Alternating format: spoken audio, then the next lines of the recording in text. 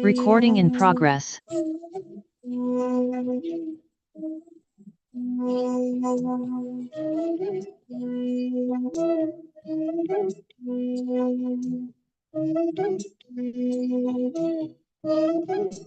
Bring your gratitude specifically to this moment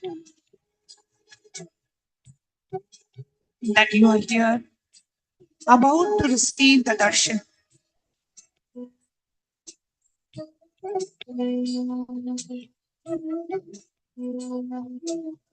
About to sit in the presence of the living avatar, the Paramavatara of Paramashiva.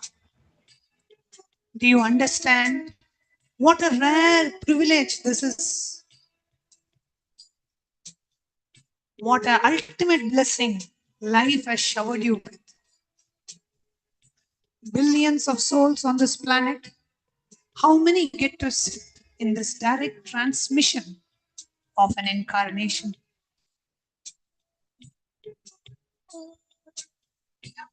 Feel how blessed you are to be having the live darshan of Paramashiva himself.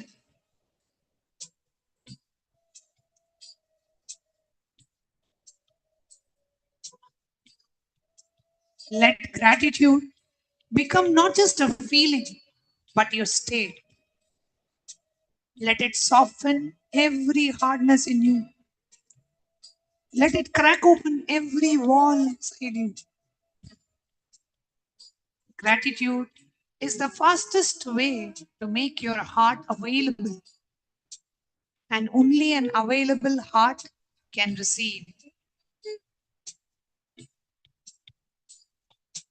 Silently repeat within yourself, I did not earn this. It was given to me, and I am grateful.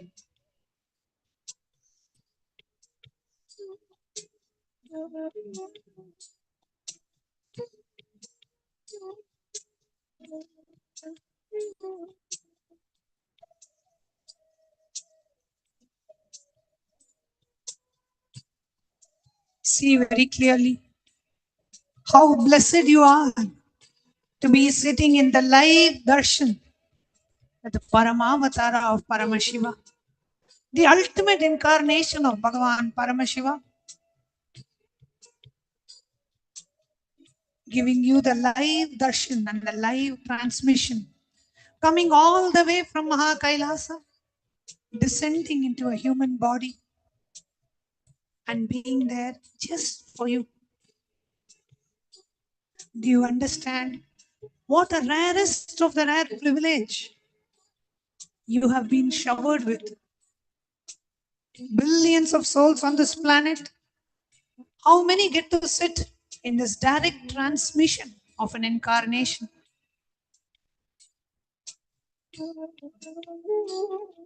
Let this gratitude become not just a feeling, but your very state.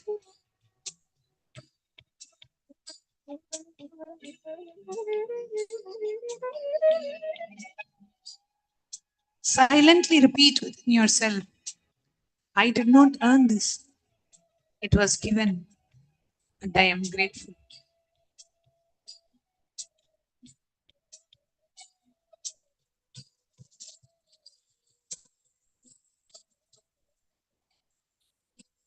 Now, just surrender everything at the feet of Swamiji. Surrender is not about giving up. Surrender is you giving in into something large. Surrender is not weakness. Surrender is the ultimate intelligence. It is recognizing that the drop cannot be carried by the ocean, but the ocean can easily carry on the drop.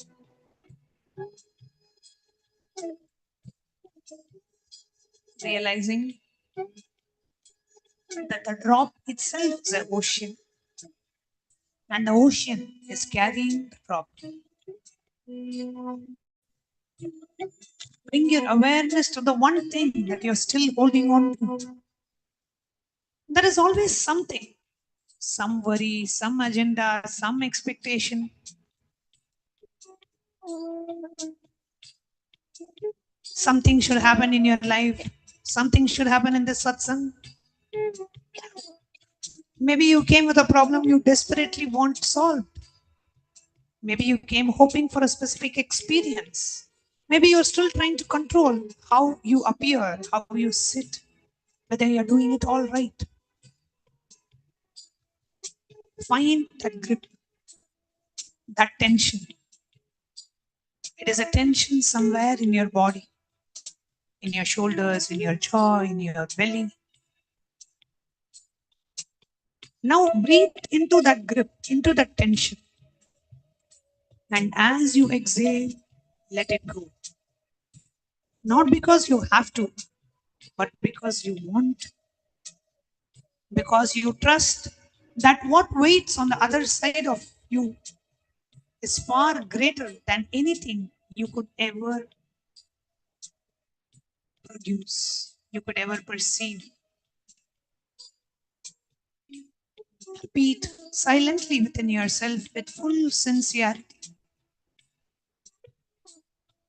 I surrender all my problems at the divine lotus feet of my Guru. Swamiji, I am surrendering all my expectations. I do not need a specific experience. You know what I need more than I do.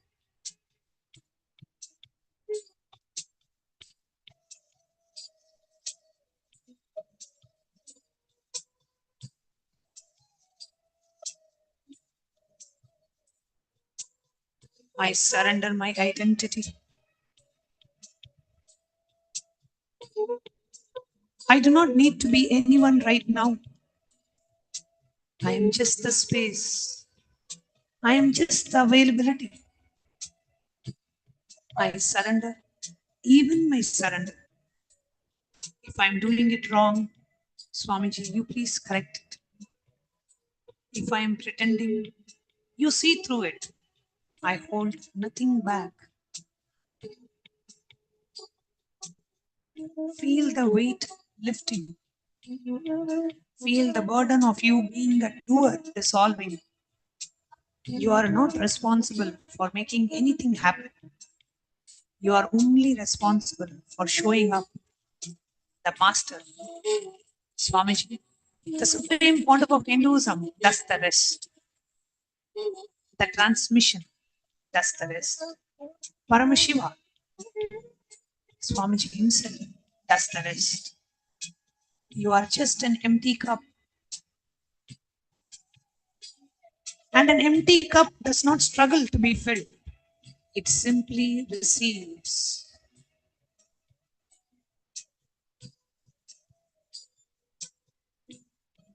Now, come to the space of listening. Most of us hear the words, but few listen. And almost no one listens from the space we are entering.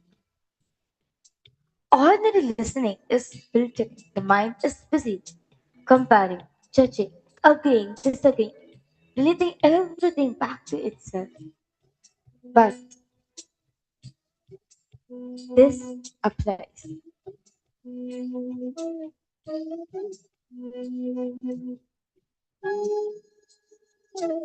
Relating everything to itself. Yes, this applies to me. Oh no, this is not relevant. Oh, I already know this. This is not listening. This is a mental noise dressed up as attention. True listening, the kind that transforms, is a complete suspension of the mental commentary. It is not about understanding every word, it is about receiving the transmission that writes on the words. Imagine your entire being as a vast silent hall. No furniture, no decoration, no opinions, no memories, just a pure empty space. Acoustic perfection. When a sound enters in this hall, It is received fully, without distortion, without echo, without resistance. And that is the space of listening. The words of the Master are not ordinary words, they are vehicles. They carry the energy, the consciousness, the very state of the speaker. When Bhagavan speaks, he is not just giving us information. Bhagavan is downloading his state of samadhi, his superconscious state, into each and every one of us. But the download can only complete if you are not interrupting it with your own mental activity. Now, settle into your listening space. Every time a thought arises, thoughts will rise. Do not fight it. Just notice it. Oh, a thought is happening. And return to that silence. Return to the empty hall. Return to receiving. Breathe in with a silent repetition. I am not here to understand. Breathe out with a silent repetition. I am here to become. Again, as you inhale, repeat to yourself, I am the vast, empty, pure space. And as you exhale, repeat to yourself, I am listening.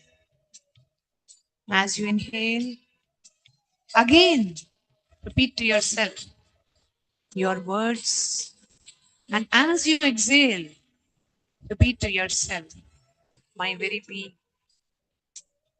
Sit in this.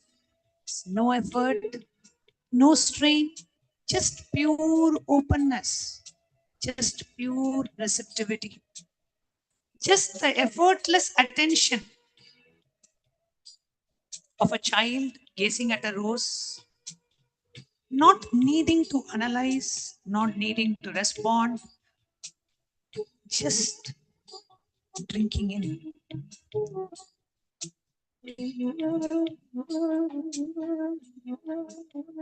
Now, bring awareness to the space around you, the room, the screen, the sound, people talking. Suddenly, everything at Swamiji's feet. We are part of the collective field of devotion. Every sincere heart apologies. Every sincere heart amplifies every other.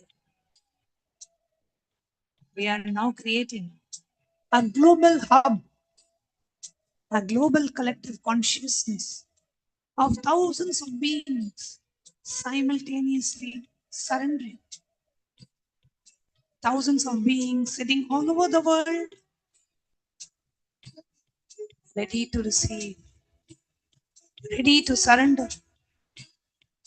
And the Supreme Pontiff of Hinduism entangling with each and every being from all over the world, from every city, every continent, doing the quantum entanglement with thousands of beings simultaneously, spontaneously, synergetically. And you are a part of that quantum entanglement happening from the avatar itself. Just sit in the space of deep gratitude, knowing that you are in the quantum entanglement field of the avatar.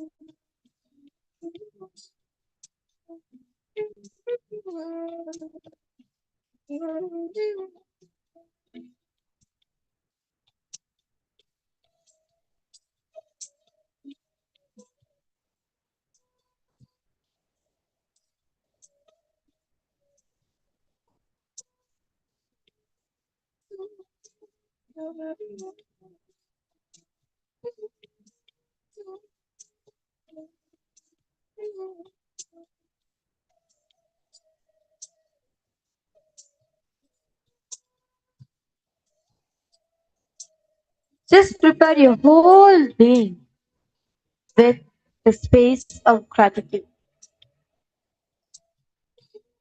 Come to the space of gratitude. Surrender yourself. Center yourself into the space of gratitude for every single thing that you have gotten in your life. For every single thing, be it your joy, be happiness, in every aspect.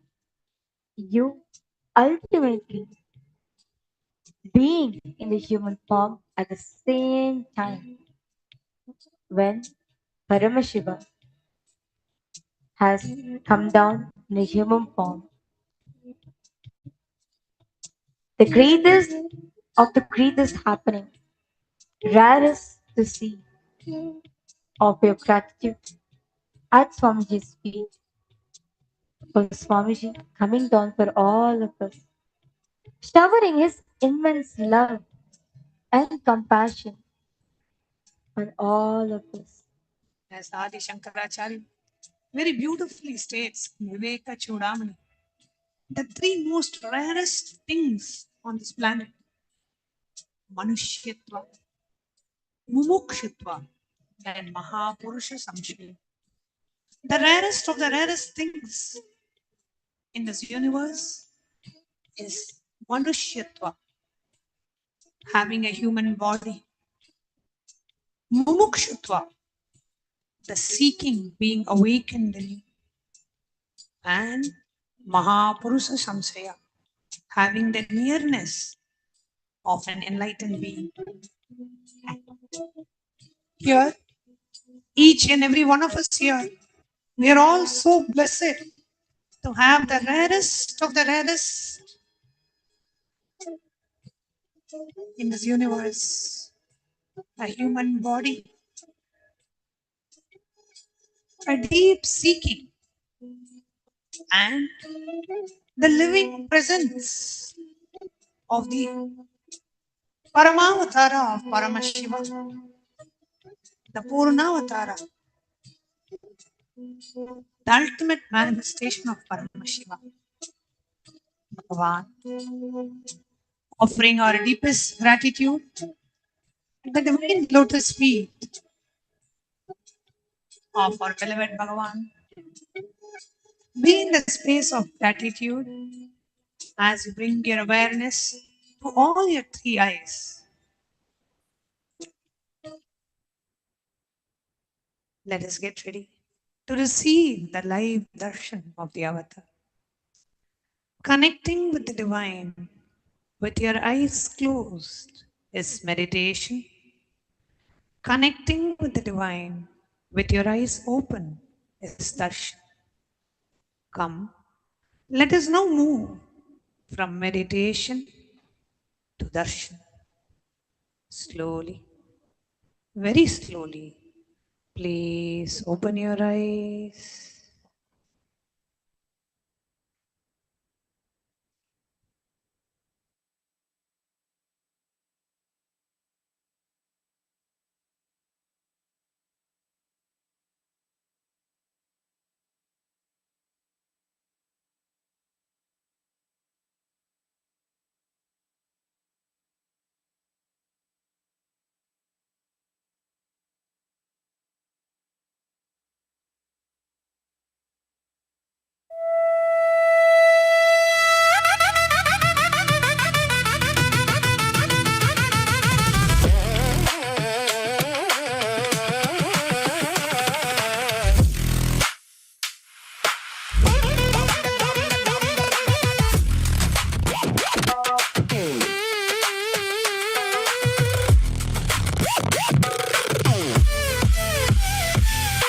Nithyananda, என் ஈசனே, என்னுள் நிறைந்த நாதனே.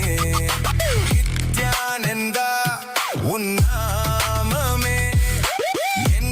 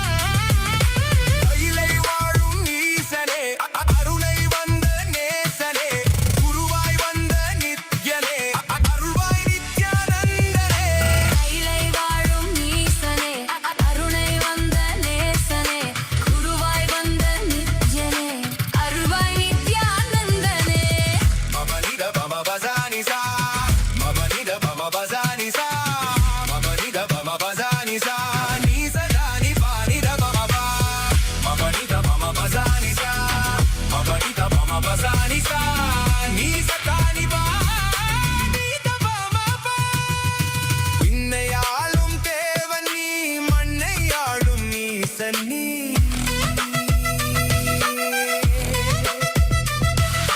விண்ணையாளும் தேவன் நீ மண்ணையாளும் ஈசன் நீ அண்ணாமலை உன் தேகமே கைலை மலை உன் வாசமே ஏழு லோகம் உன் தேசமே நீயே எந்தன் சுவாசமே அருவான எந்தன் மூலவன் உருதாங்கி என்னை ஆள்பவன் உயிராகி என்னுள் வாழ்பவன் குருவாகி என்னை காப்பவன் நித்யானந்தா என் ஈசனே என்னுள் நிறைந்த நாதனே நித்யானந்தா உன் நாமமே நெஞ்சில் நிறைந்த வேதமே நித்யானந்தா உன்னையே என்னாலும் போற்றி பாடுவோம் அந்தம் இல்லாத நாதனே உந்தன் பாதம் பற்றுவோம் நித்யானந்தா என் ஈசனே என்னுள் நிறைந்த நாதனே Nithyananda Nithyananda, Kailasa welcomes you all to the Nityotsava celebrations. Puja is where we mirror our brains with the powerful theological activity of the Supreme Pontiff of Hinduism, BHAGAVAN Sri Nithyananda Paramashivam, who is the ultimate manifestation of Paramashiva. Here, in this auspicious moment of space-time, through this puja, we will access the higher vertical time zones. Let us now offer our heartfelt gratitude and devotion to the Supreme Pontiff of Hinduism and all his deities in Kailasas around the world.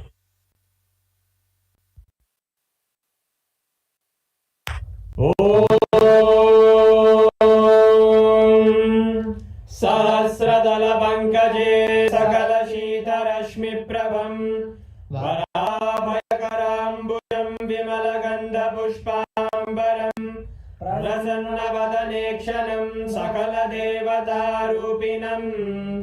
स्मरेत् शिरसि हंसकं तदभिधानपूर्वं कुरुम् अथ धूपः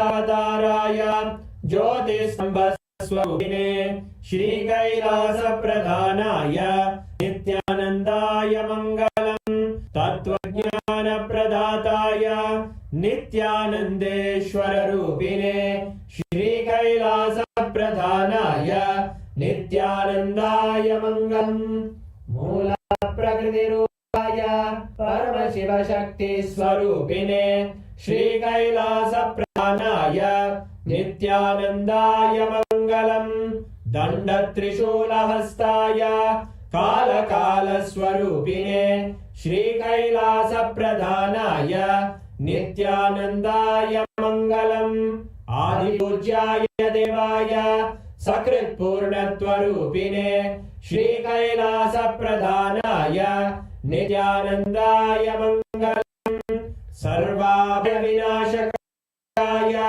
शत्रु संहार रूपिणे श्री कैलास प्रधानाय नित्यानन्दाय मङ्गलम् योगभट्टाभिषिक्ताय राजसन्न्यासधारिणे श्री कैलास प्रधानाय नित्यानन्दाय मङ्गलम् सार्वभौमैकपत्याय राजराजार्चिताय च श्री कैलास प्रधानाय नित्यानन्दाय मङ्गलम् मङ्गलम् कल्पवृक्षाय मङ्गलम् ज्ञानदायिने परमशिवाय श्री नित्यानन्देश्वराय मङ्गलम् मङ्गलम् श्री विद्याम्बायै मङ्गलम् कामदायिने सर्वमङ्गलदात्रे नित्यानन्देश्वर्यै मङ्गलम् मङ्गलम् गुरुदेवाय मोक्षमूलाय मङ्गलम्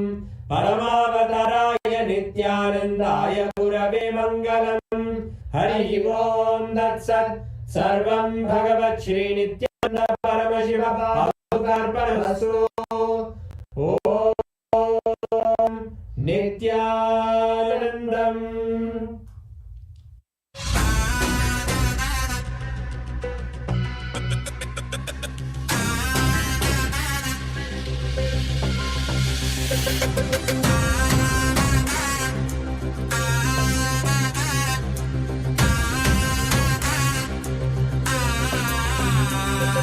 शिवाय नमः उपायं तरुं विडाद विडை தொடாது விடும் शिवाय नमः उपायं तरुं विडाद विडை தொடாது விடும் பற்றாய் நினைந்து பற்றும் எவருக்கும் பாதை காட்டுவாய் சிவனே நிம்மதி வாழ்வில் நித்தமும் தந்திட கைலை கொண்ட சிவனே சித்தர் பூமியை பக்தர் நெஞ்சினை சிவமயமாக்கும் நித்யானந்தனே கலியுகத்திலே மாயையாவையும் நீக்கிய அருளும் நித்யானந்தனே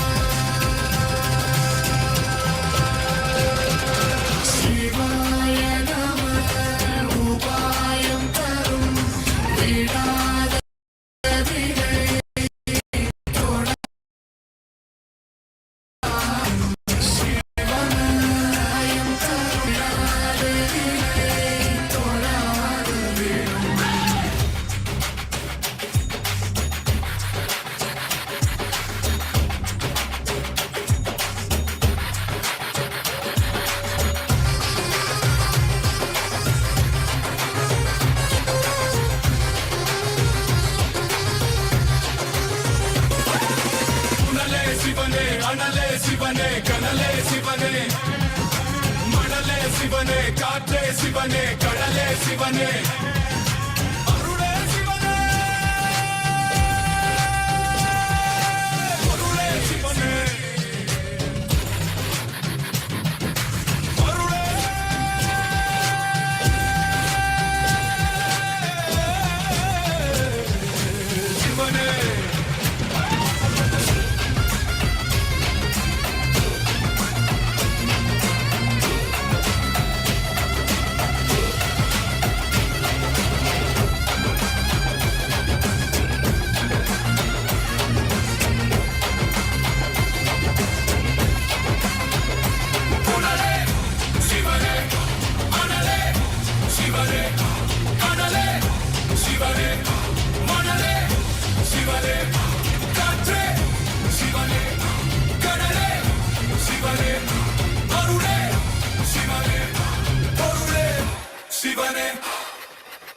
சிவாய நம உபாயம் தரும் விடாத வினை தொடாது விடும் சிவாய நம உபாயம் தரும் விடாத வினை தொடாது விடும்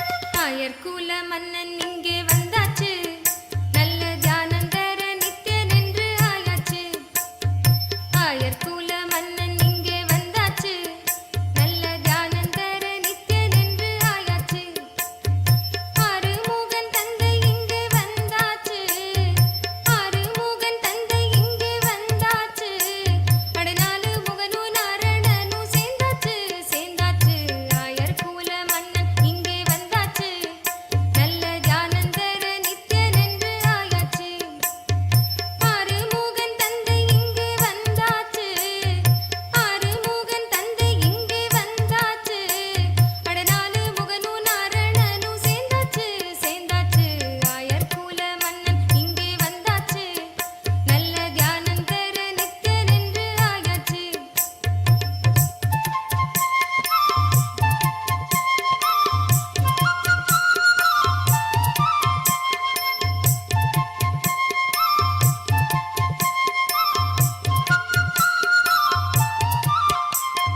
மூணு தெய்வம் ஒரு ரோவில் நின்னாச்சு அட மூணு தாயும் வந்து இங்கே ஒண்ணாச்சு மூணு தெய்வம் ஒரு ரோவில் நின்னாச்சு அட மூணு தாயும் வந்து இங்கே ஒண்ணாச்சு கொள்ளை அழகும் பிள்ளை மனமும் கொண்டாச்சு கொள்ளை அழகும் பிள்ளை மனமும் கொண்டாச்சு அட பேச்சி நீலே அமுதம் தன்னை உண்டாச்சு அட பேச்சி நீலே அமுதம் தன்னை உண்டாச்சு கண்ட நெஞ்சும் இன்பத்திலே பித்தாச்சு கண்ட நெஞ்சும் இன்பத்திலே பித்தாச்சு அட மூட மனம் கூட ஞான வித்தாச்சு வித்தாச்சு ஆயர்குல மன்னன் இங்கே வந்தாச்சு நல்ல தியானம் தர நித்யன் என்று ஆயாச்சு ஆறுமுகன் தந்தை இங்கே வந்தாச்சு ஆறுமுகன் தந்தை இங்கே வந்தாச்சு அடநாலு முகனும் நாரணனும் சேர்ந்தாச்சு சேர்ந்தாச்சு ஆயர்குல மன்னன் இங்கே வந்தாச்சு நல்ல தியானம் தர நித்யன் என்று ஆயாச்சு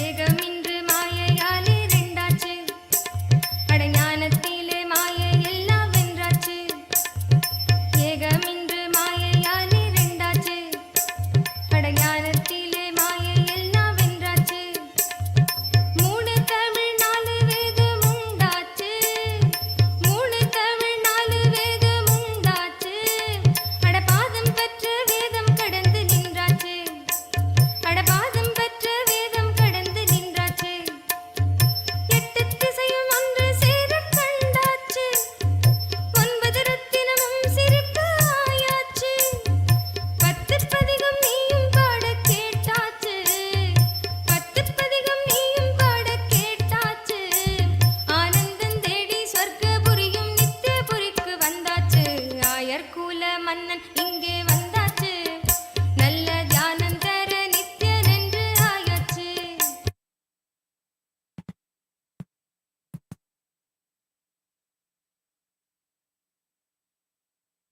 Nithyanandam, as all of us are enjoying the grace and blessing of our beloved Swamiji. Swamiji, out of his extreme compassion to all of us, is continuously available to us accessible to us through various different digital media platforms. And today, we're going to be walking all of you through a few of them, through which you can directly post your prayers and receive the grace and blessings from Swamiji. Kailasa's digital nation is the largest in the world, with over 1 billion lives enriched and enriched. Since 2006, before social media even became a trend, the Supreme Pontiff of Hinduism spearheaded simple enriching through the digital platforms to reach the international audience. And today, Kailasa stands as the largest digital nation in the world with over 11,500 digital media assets available in over 108 languages in 150 regions of the world. Now, we will walk you through a few platforms through which you can directly connect with Swamiji, posting your prayers and receiving the direct boons, blessings, and getting showered from Swamiji. The first platform is YouTube. We have over 536 YouTube handles, enriching over 575 million lives and continuing. Kindly head to the official handle, Kailasa's SPH Nithyananda YouTube handle. Here, go to the live chat section. Go to the live video, and in the live chat section, you can post your prayers in the comment section and receive the direct blessings from Swamiji.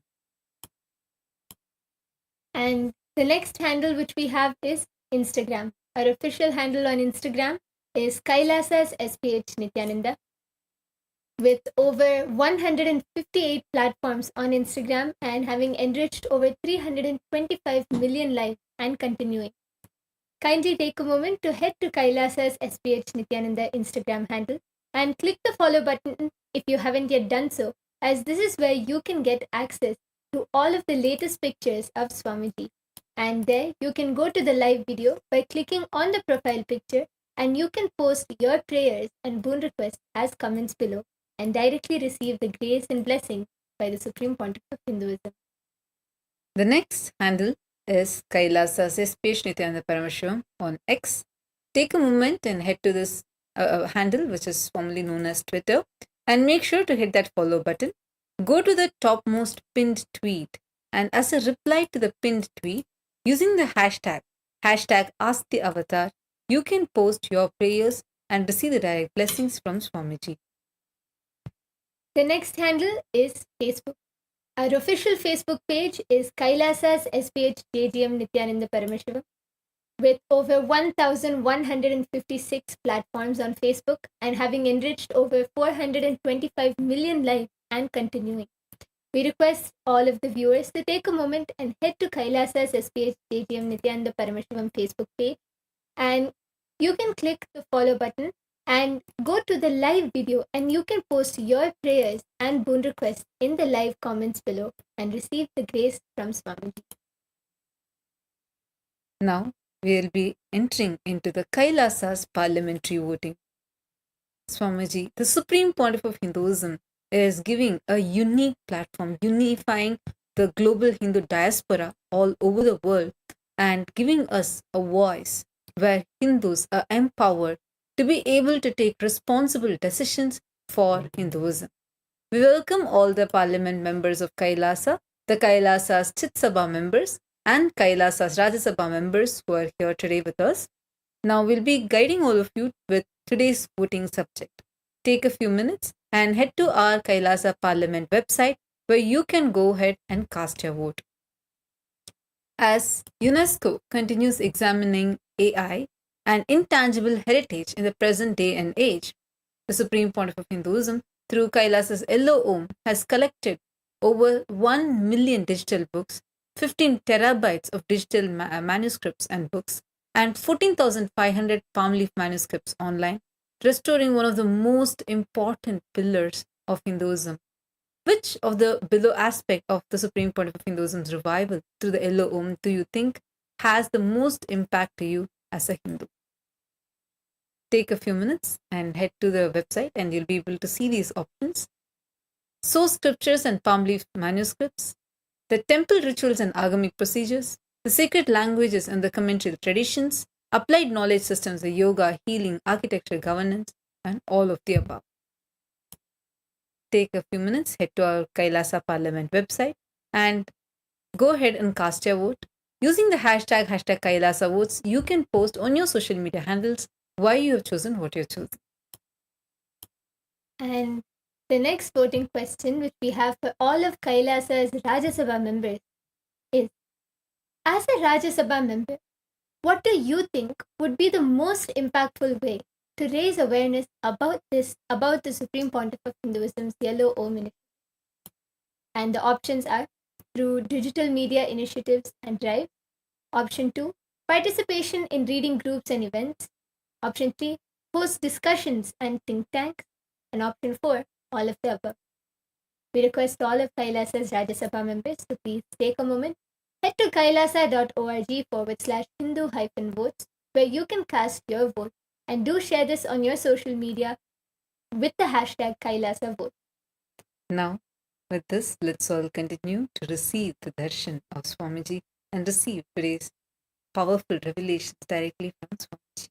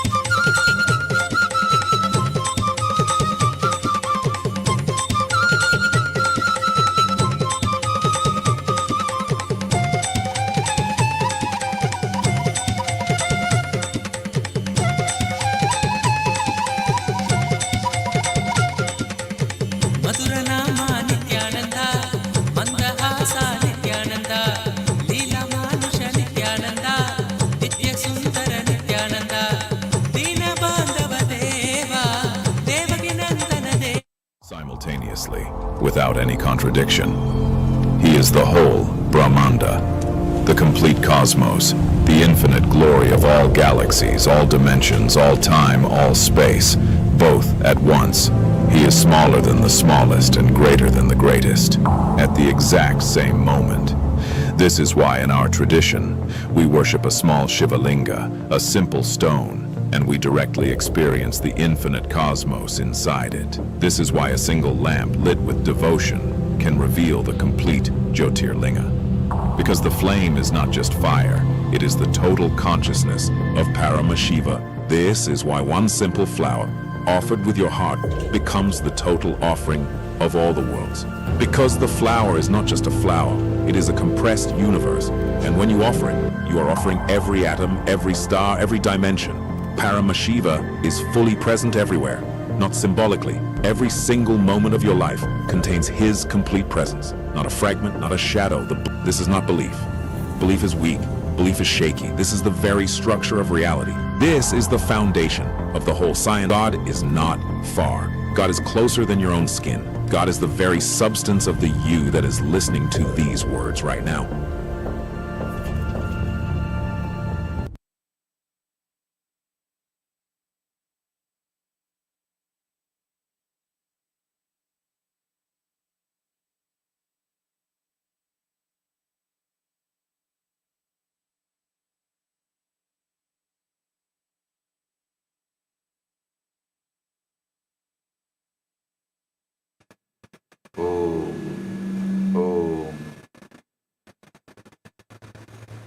As the ultimate manifestation of Paramashiva,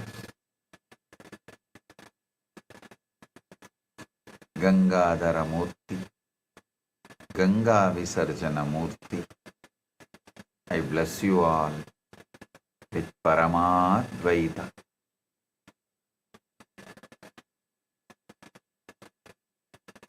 All the Paramashivasena participants in Kailasa Thiruvannamalai, Kailasa Guinea-Bissau,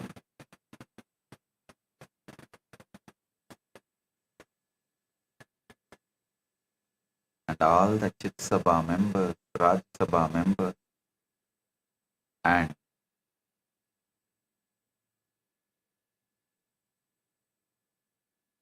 all the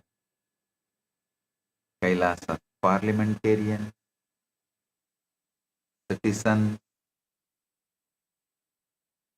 visitors and viewers. I welcome each and every one of you with my love and blessing.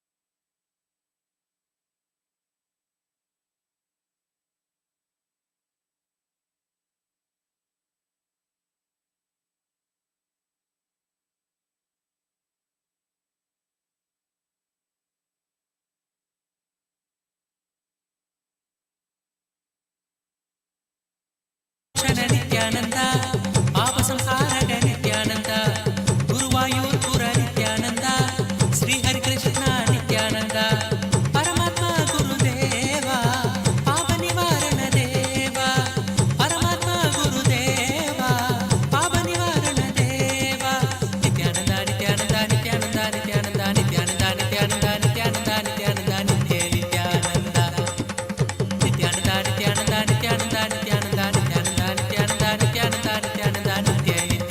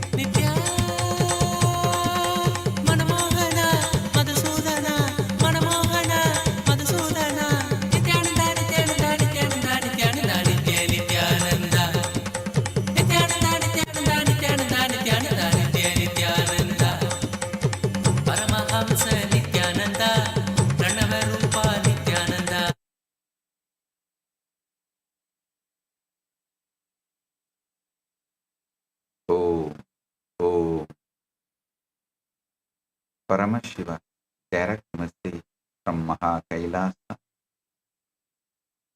Listen, I am giving you the most powerful truth first.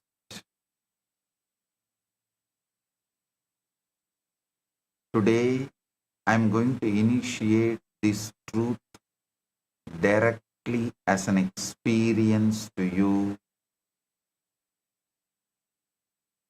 so that it stops being just information and becomes your cellular reality.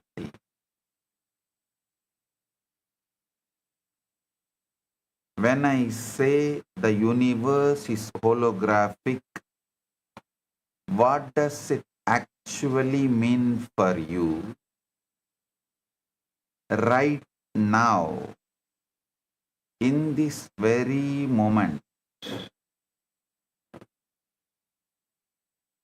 It means the entire universe, which is Paramashiva himself, not part of him,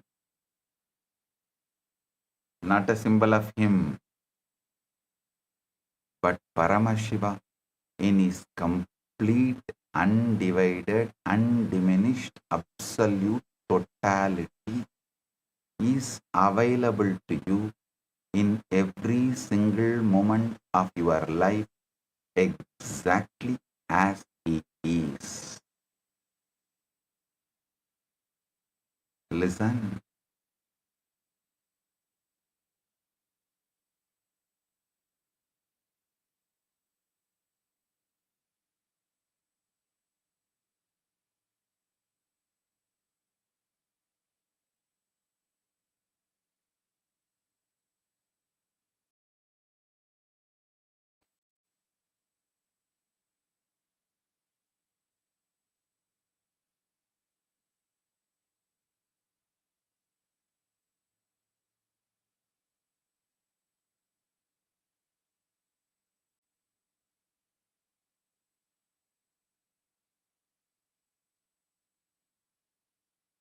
Listen. You do not need to do something special. You do not need to go to some special place. You do not need to wait for some future enlightenment or after death state. You can experience Paramashiva as he is here and now in this very breath, in this very heartbeat, in this very experience that is already happening within you.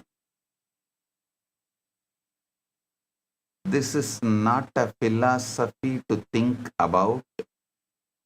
This is not an inspiration to feel good for a few minutes.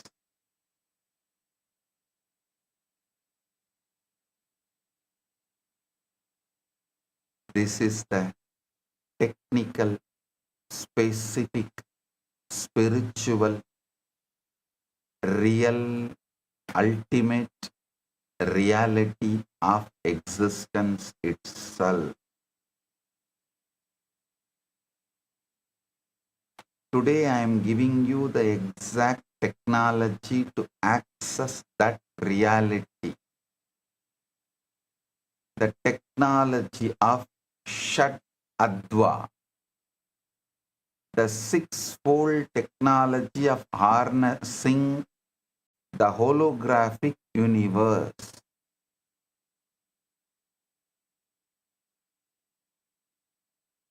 A small story. The king and the precious gem. A great king once summoned his minister and said, I have heard that there is a precious gem that can grant immortality. Go and find it for me. The minister searched the entire kingdom. He went to the mountains, the forests, the rivers, the temples. He consulted wise sages and traveled to distant lands. After many years, he returned empty-handed. The minister said, "Your Majesty, I have searched everywhere. I could not find the gem." The king sighed deeply. Just then, king's young daughter walked into the court.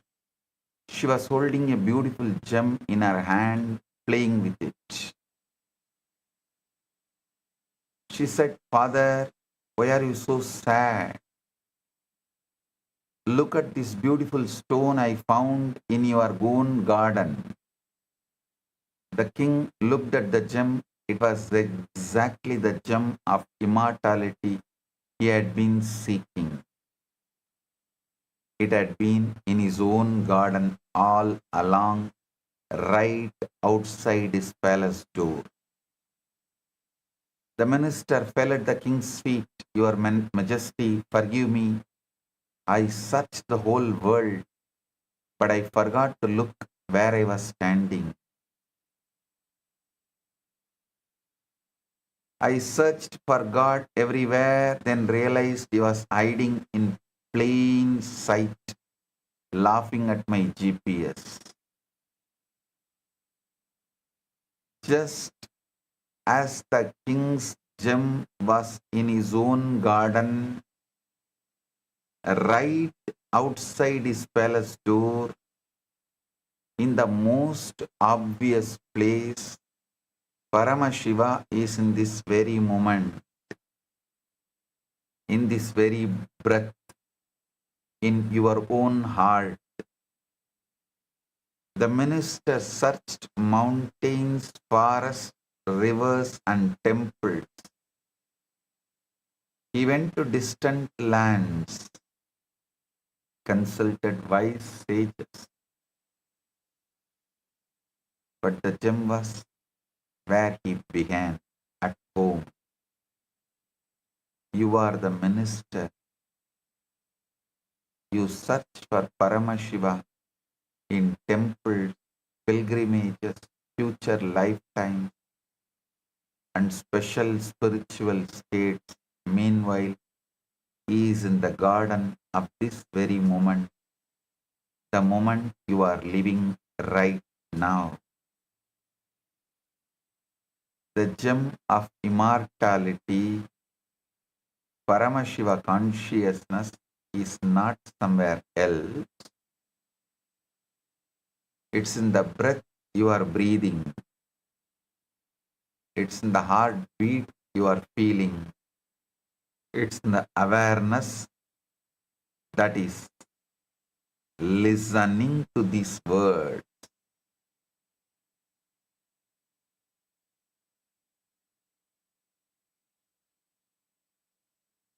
Paramashiva प्रत्येक क्षण में पूर्ण रूप से विद्यमान है तथा षट अत्व वह दिव्य तकनीक है जिसके द्वारा इन्हें प्रत्यक्ष रूप से साक्षात किया जा सकता है।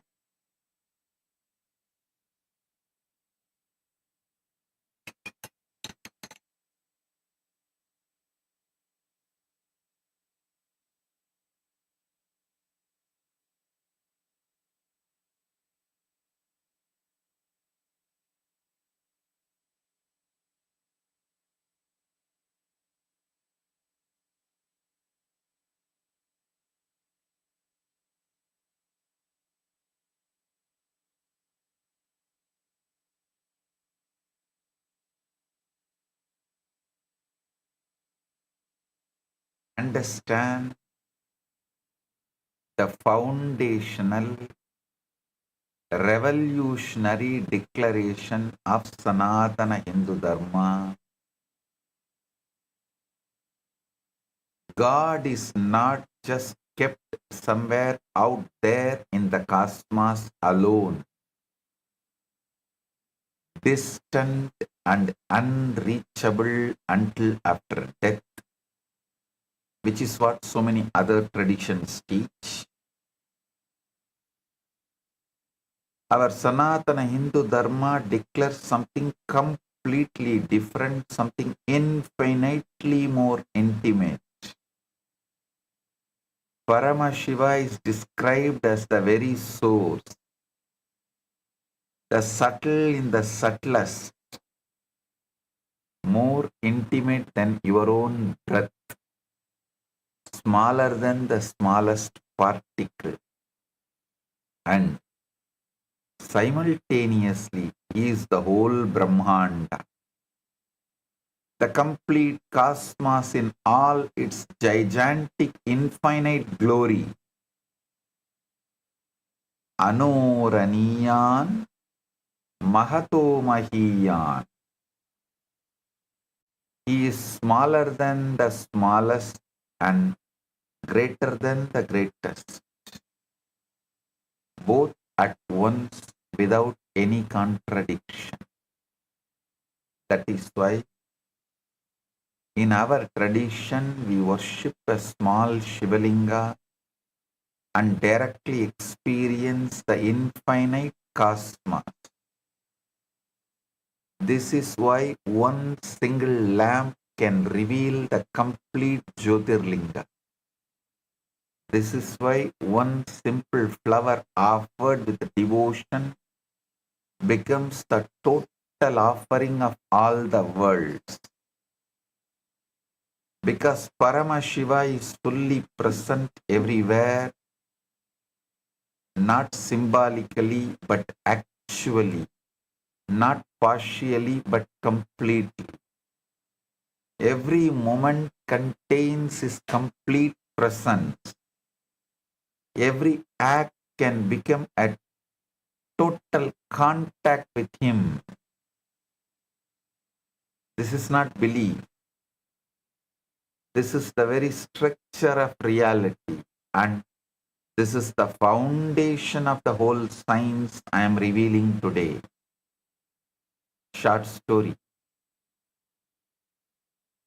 There was once a humble sculptor who made beautiful idols for temples. He would take a simple stone and chisel away everything that was not the form of the God being revealed. One day, a wealthy man came to him and said, I want the most beautiful idol of Shiva. I'll pay you 1,000 gold coins. The sculptor began his work. He spent days studying the stone, meditating on Shiva, and carefully chiseling. After many weeks, the idol was complete. The wealthy man was astonished. He said, this is not just an idol. It feels alive. How did you create this? The sculptor bowed and said, I did not create the idol.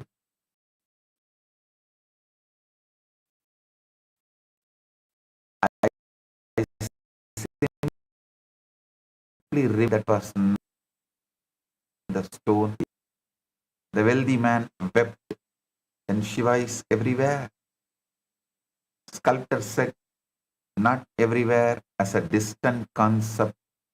Shiva is the stone, Shiva is the chisel, Shiva is my hands, Shiva is your eyes seeing this idol, Shiva is this moment. I just helped you to see what was always there.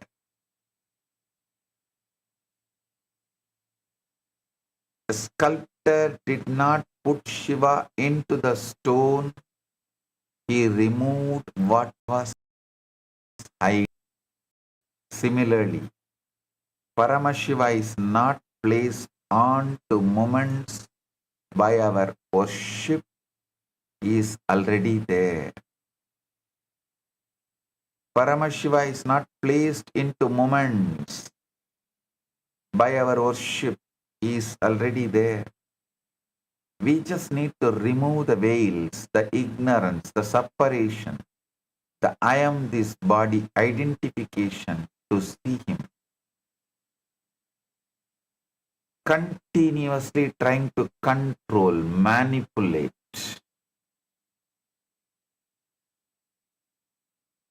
Drop that. You are the sculptor. Your life is the stone. Your sadhana, your awareness, your devotion, these are the chisels. You don't create Paramashiva. You don't bring him into the existence. You simply think that is not him and he is revealed.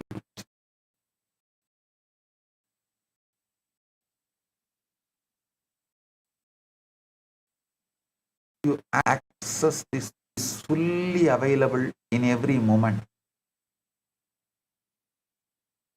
This is described in Tantraloka by Abhinava Gupta through the science of Advopa Yoga. The day before yesterday, I revealed the Shat Advas, the 6 Advas. But now you will learn how to use those Advas as a living technology to experience Paramashiva in any moment of your life through any act, however simple it may appear. Tantraloka Abhinava Gupta says, Adva Kramena Yadavye Pade Sambatti Karaname Hedunam Boga Bogatva Aprabuddhanam Chayat Chayat.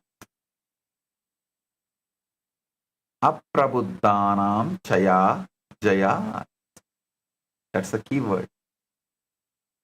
The word Adva, meaning path, stands for the means by making use of which the aspirant attains the end, which lies in getting the object of enjoyment by the dualist and getting assimilated to Shiva by the wise. Listen. Listen to this. The path stands for the means by making use of which aspirant attains the end, which lies in the getting the object of enjoyment by the dualist and getting assimilated to Shiva by the wise. Actually, it means you can achieve either Dharmartha Kama or Moksha, anything you want. But the path is this. Tatra Kriya Shastram Yat Tasya Kalat Pudiryate Varna Mantra Patashrayena Shadatva Samsrudame. That Adva is characterized as related with time, which reflects action. In this context, there emerge clearly 3 kinds of path depending on letter, mantra and word.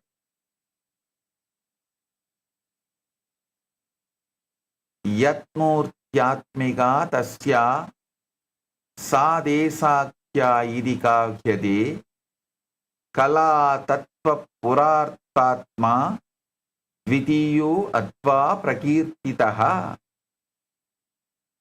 That part of Advan which is characterized as spatial, which reflects form, while the other one reflecting time is considered as related to Kala Tattva, related to Kala. Listen, I'm repeating. That part of Adva path is characterized as spatial, which reflects form, while the other one reflecting time is considered as related to Kala, Tattva and Pura. Ede triga abhibodena pratyegam stula sukshma paratvatah yato asti tesham samuhobi esha shat atva idi uchyate.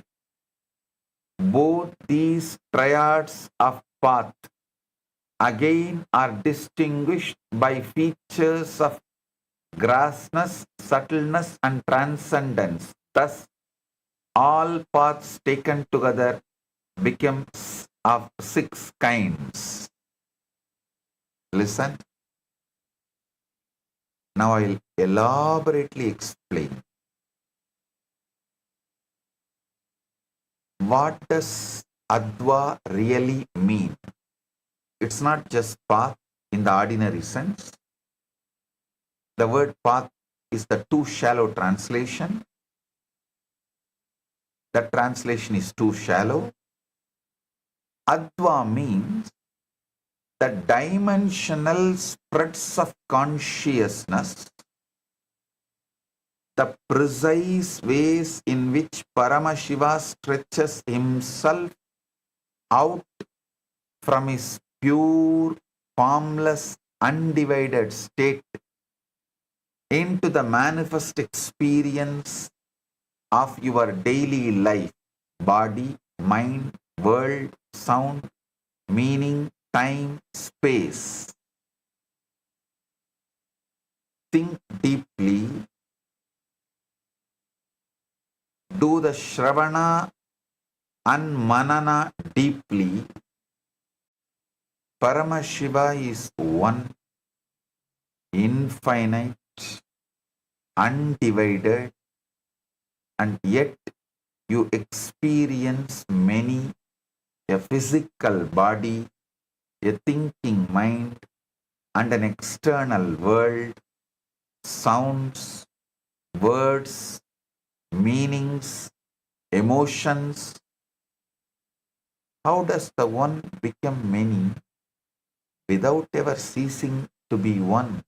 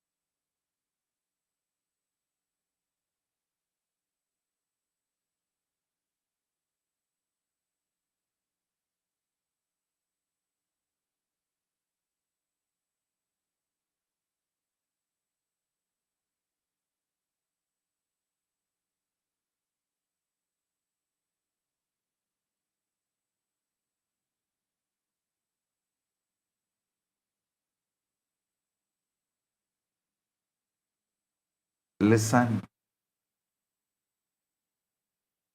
How does the one become many without ever ceasing to be one? Do the manana. Paramashiva is one infinite, undivided, and yet you experience many, a physical body, a thinking mind, and an external world, sounds, words, meanings, emotions.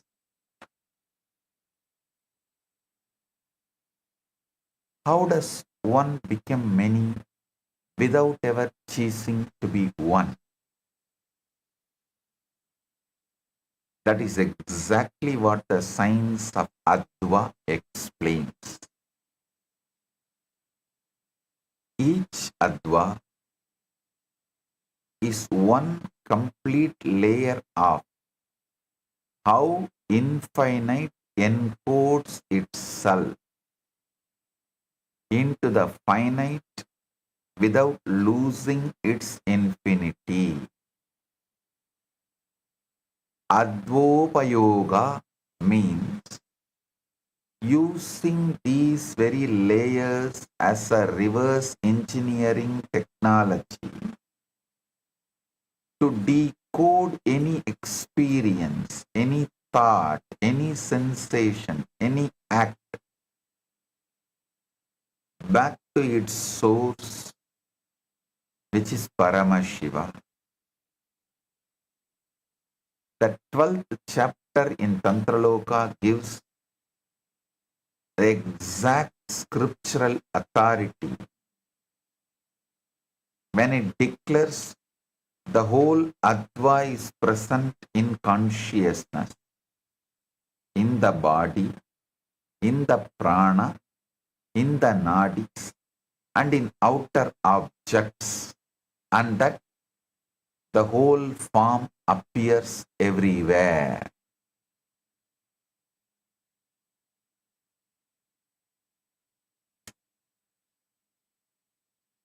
Listen. Small story.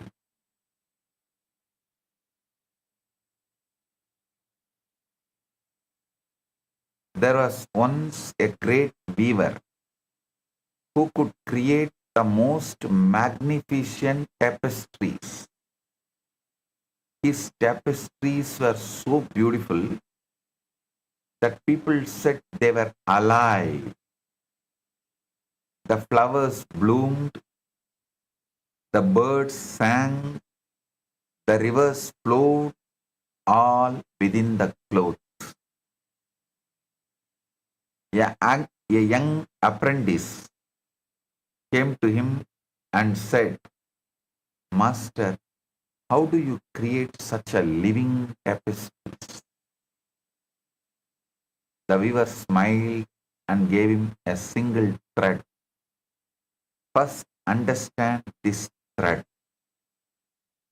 He said, "Everything in the tapestry, the flowers, the birds, the river, the mountain, is made of this same thread. The thread is one, but it becomes many." The apprentice looked at the thread, but how does one thread become so many things? The weaver took the thread and began to weave.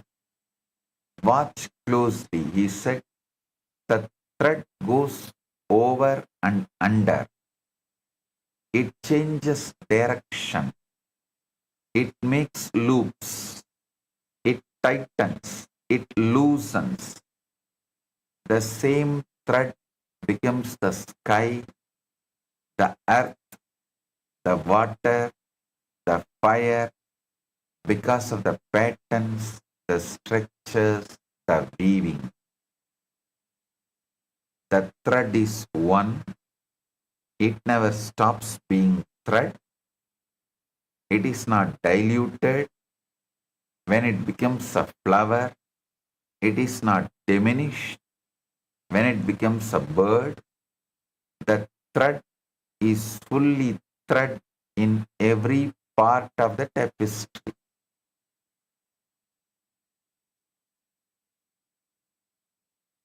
Yet the thread becomes many forms: flowers, birds, mountains, rivers.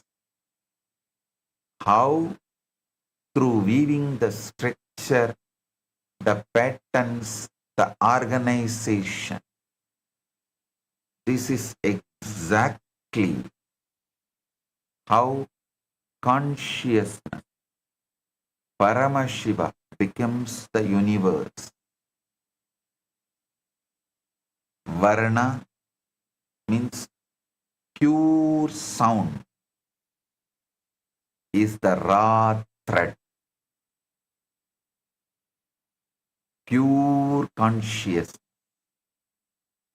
Mantra is the weaving pattern, the structure that gives form. Pada is the meaning of the pattern, what the weave represents. Kala is the tension of the thread, the power, the energy. Tattva is the material of the thread, the substance, the principles. Bhuvana is the entire tapestry, the world, the experience. But remember, the thread is still thread. It has not become something else. The flower is thread, the bird is thread, the mountain is thread. Similarly, every moment is consciousness. Every experience is Paramashiva. Forms change, but the substance remains the same.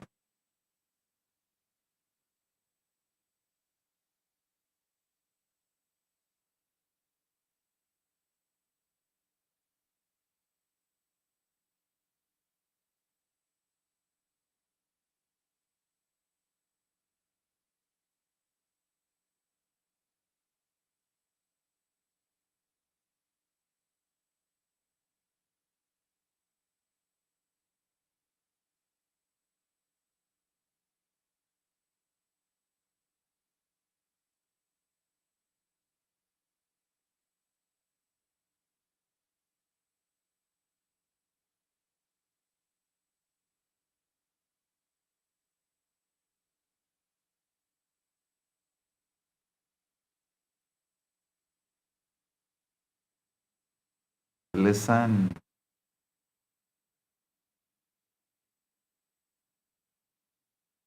Listen intensely.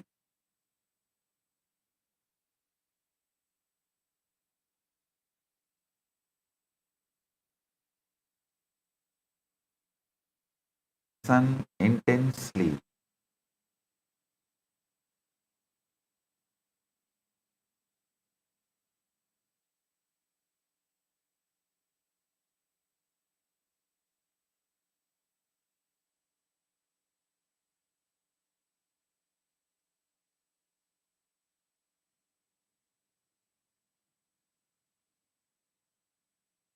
Listen intensely.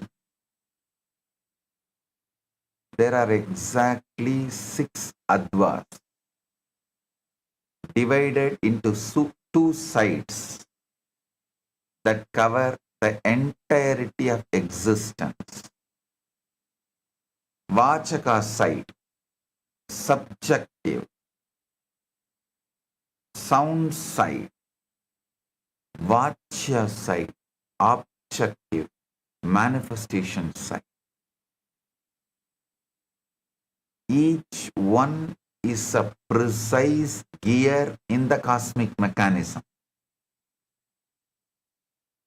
On the Vachaka side, the first is Varna, the individual letters, the seed sounds. The 50 Sanskrit letters are not just language, they are the 50 living Shaktis of Paramashiva. The very powers of cosmic intelligence from which all sound and all reality emerge. Second is mantra.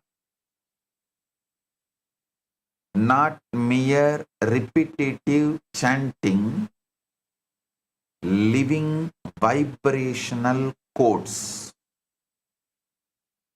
concentrated packets of Paramashiva's will that when alive vibrate your very being. Third is Pada, words and their inner meanings, the structured understanding that bridges the formless and the formed, so that every word carries a whole world and every meaning creates a reality. On the Vachya side, fourth is Kala.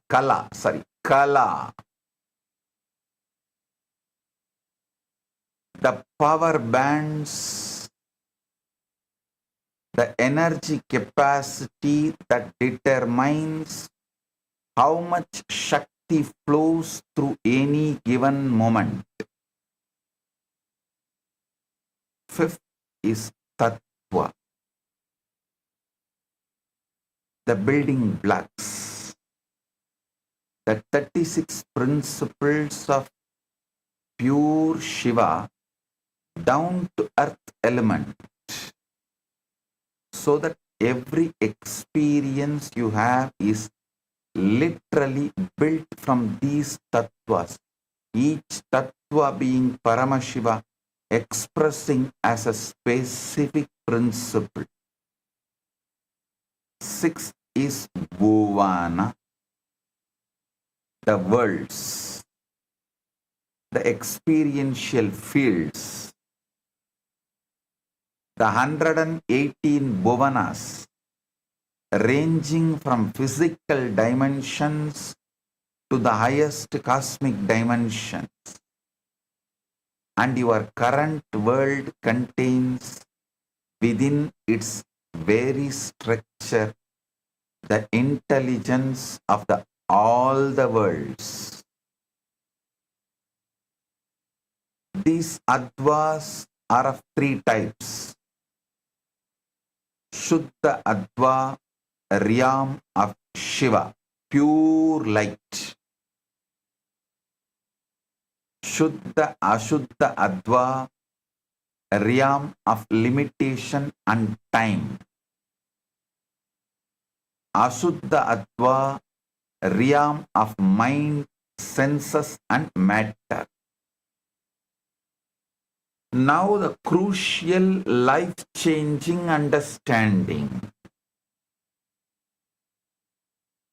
All six Advas are present simultaneously, spontaneously, synergetically, in every single experience you have. Right now, this moment as a Bhuvana, the space you are in, your inner state, a Tattva, your body, senses, mind, time, active now. A Kala, the level of Shakti you are operating with. A Pada, the meaning you assign to this moment. A Mantra, the inner sentence repeating in your mind, a varna, the raw seed feeling underneath everything.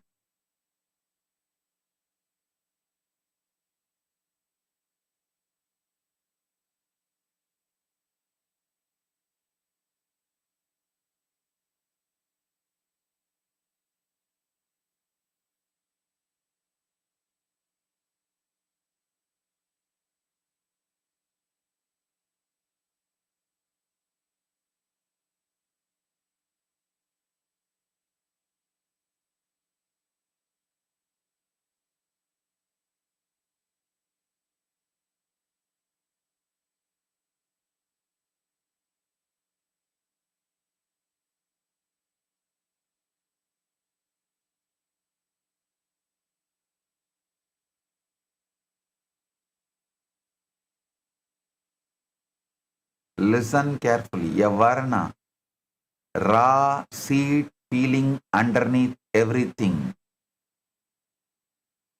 In every one of these layers, Paramashiva is fully encoded.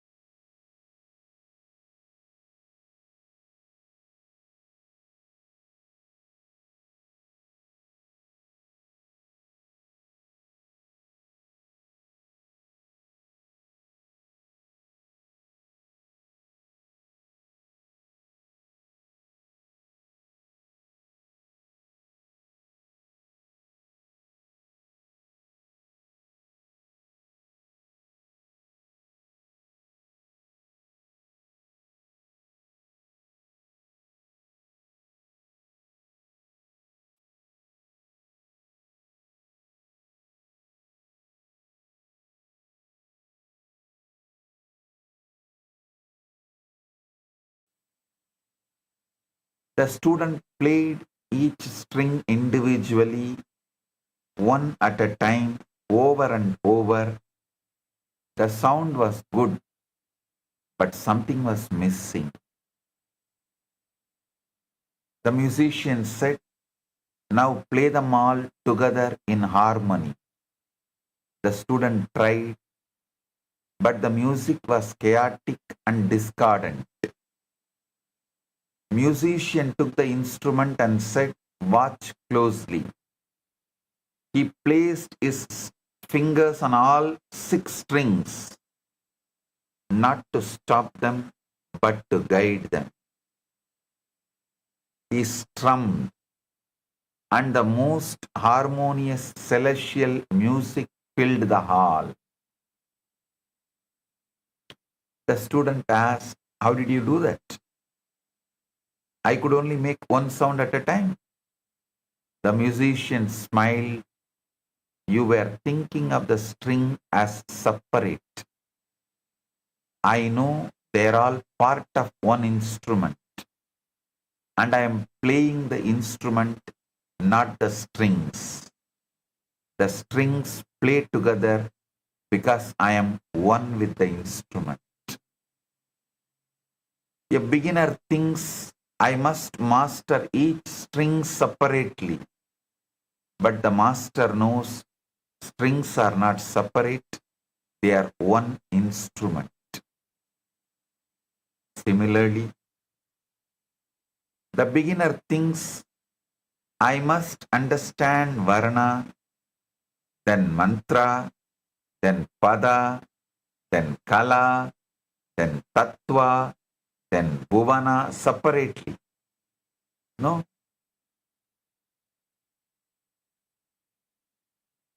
they are all consciousness expressing as one moment.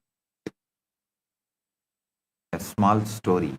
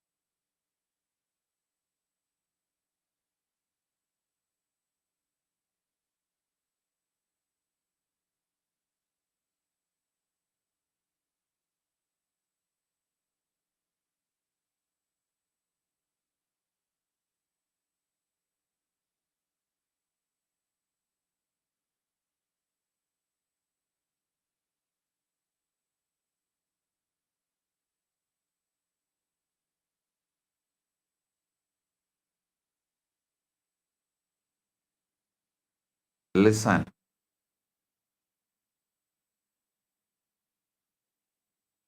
A small story.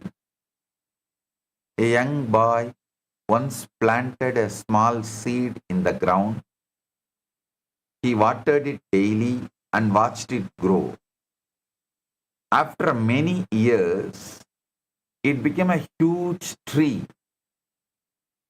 with thousands of branches, millions of leaves, and countless fruits. One day, an old sage came and sat under the tree. The boy asked, "Sir, this tree is so big. How did such a big tree come from such a small seed?" The sage smiled and said, "The tree was always in the seed. The seed did not create the tree. It just unfolded what was already there. Every branch, every leaf, every fruit was already encoded in the seed's intelligence. The seed is small, but what it contains is infinite." The boy understood. So the seed is not just the beginning. It is the whole tree in compressed form, causal form. The seed is small, but within that tiny seed is the entire tree.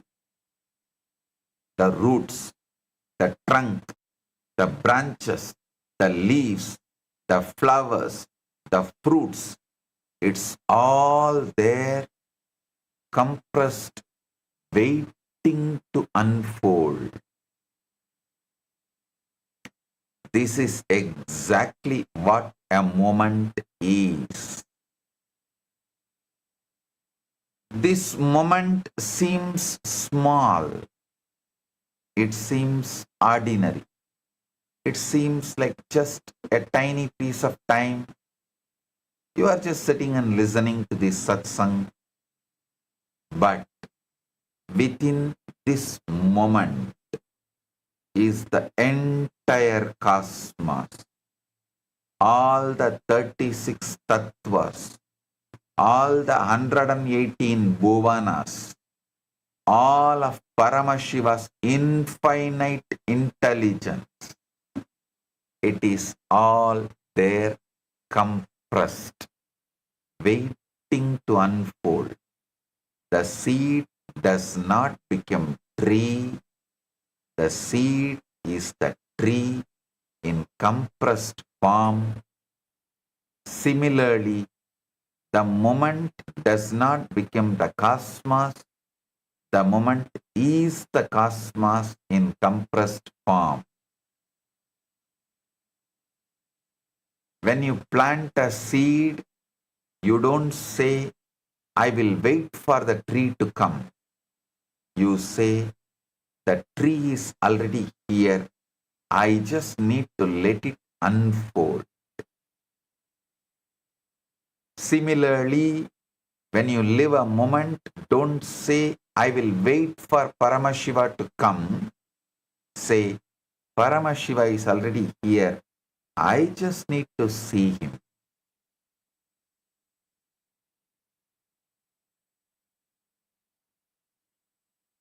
I am expanding the same core truth from Advik angle, from the angle of the Advas.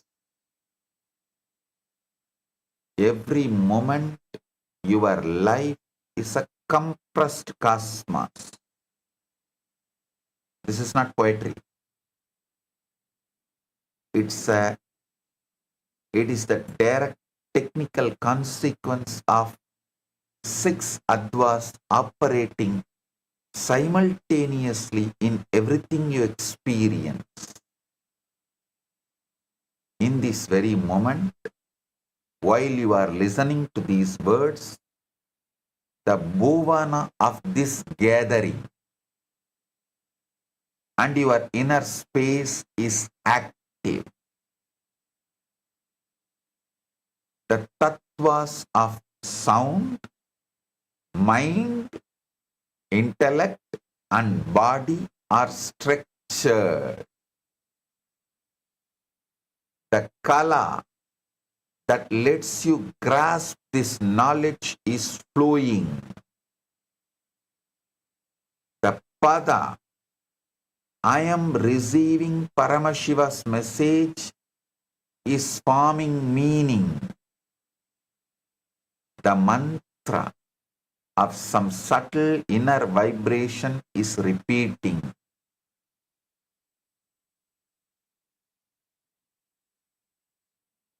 The varna of pure consciousness is the base.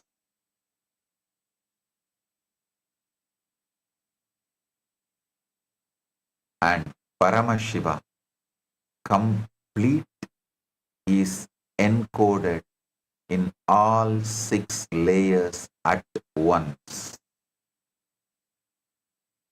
This is why any moment can become enlightenment. This is why any act can become liberation. You do not need a special moment because this very moment already contains Paramashiva completely, with no dilution, no fragmentation. The whole cosmos is packed into the now. Small story. There was once a king who had a magical mirror. Anyone who looked into the mirror would see not their own reflection, but the entire universe. Stars, galaxies, planets, all of it. One day a scientist came to study the mirror. He examined it from every angle. He measured its thickness. He analyzed its composition. He wrote a 1,000-page report on the mirror's properties. Finally, the king asked him, "Great scientist, what have you learned about the mirror?"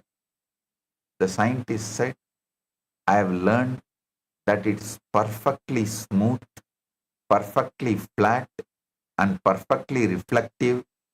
It seems to contain the entire universe."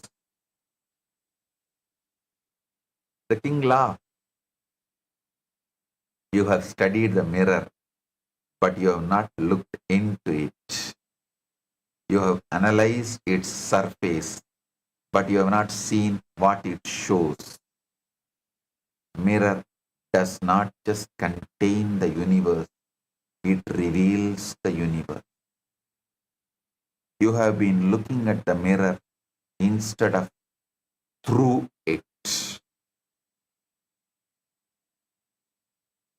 Stop looking at the mirror. Start looking through it.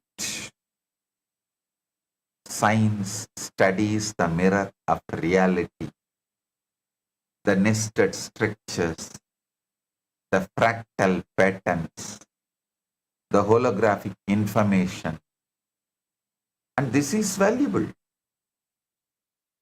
But we give you, rishis give you the person behind the pattern.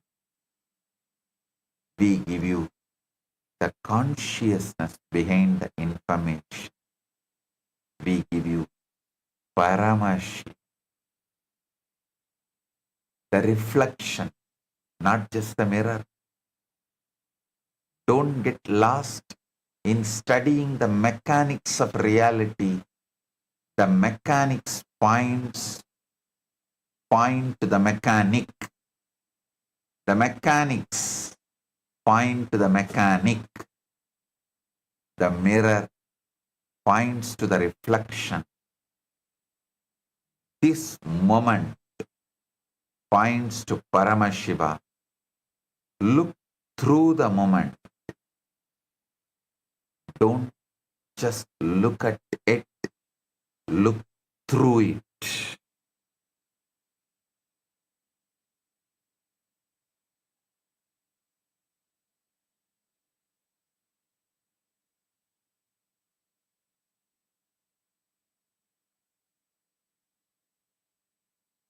Listen carefully.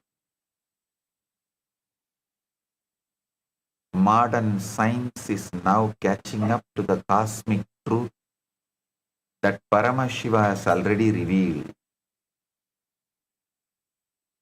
But they only see the pattern.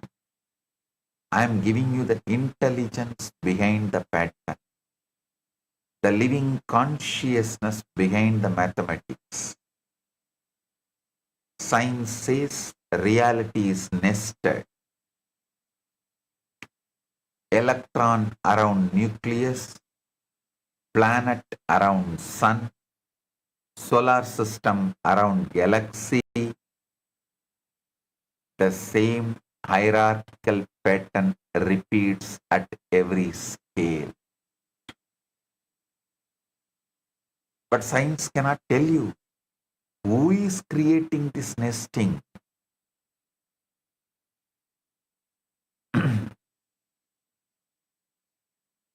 Rishis clearly declare this is Paramashiva's cosmic geometry. His intelligence expressing simultaneously at every scale from the subatomic to intergalactic, subatomic to intergalactic. Anur Aniyan Mahato Mahiyan. Science says reality is fractal. The same structural patterns repeat across the scales. Your DNA spiral mirrors the spiral of galaxies. Your heartbeat mirrors the cosmic pulsation. Your breath mirrors the universal expansion and contraction. They call this self-similarity, but I call it Paramashiva's signature written across all of existence, Pindanda to Brahmanda, so that wherever you look, you see his form. Science says universe is holographic. Every small piece contains the information of the whole image. They cannot tell you what this actually means for your life.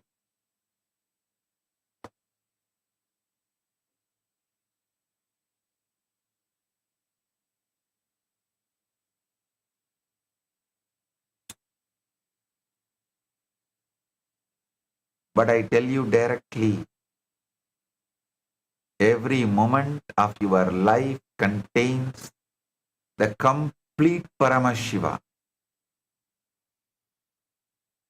not a fragment, not a reflection, the whole, full intensity, here and now. Science says the universe is isotropic. It looks the same from every point. There is no special center. I tell you, every point is Kailasa. Every moment is total doorway to the divine, because Paramashiva has made every location the center. This is exactly what Krishna gave as a direct experience to Yashoda. When Yashoda looked into the mouth of Krishna, she saw the entire Brahmanda, the whole universe, multiple galaxies, and parallel universe of seeing one more Yashoda inside the mouth of Krishna, seeing the Brahmanda. Anyone who lives around me or lived around me will know every day when I settle from Samadhi and open my eyes, the first thing I do is I will look into the palms. In Sanskrit, we call it Karadarshana.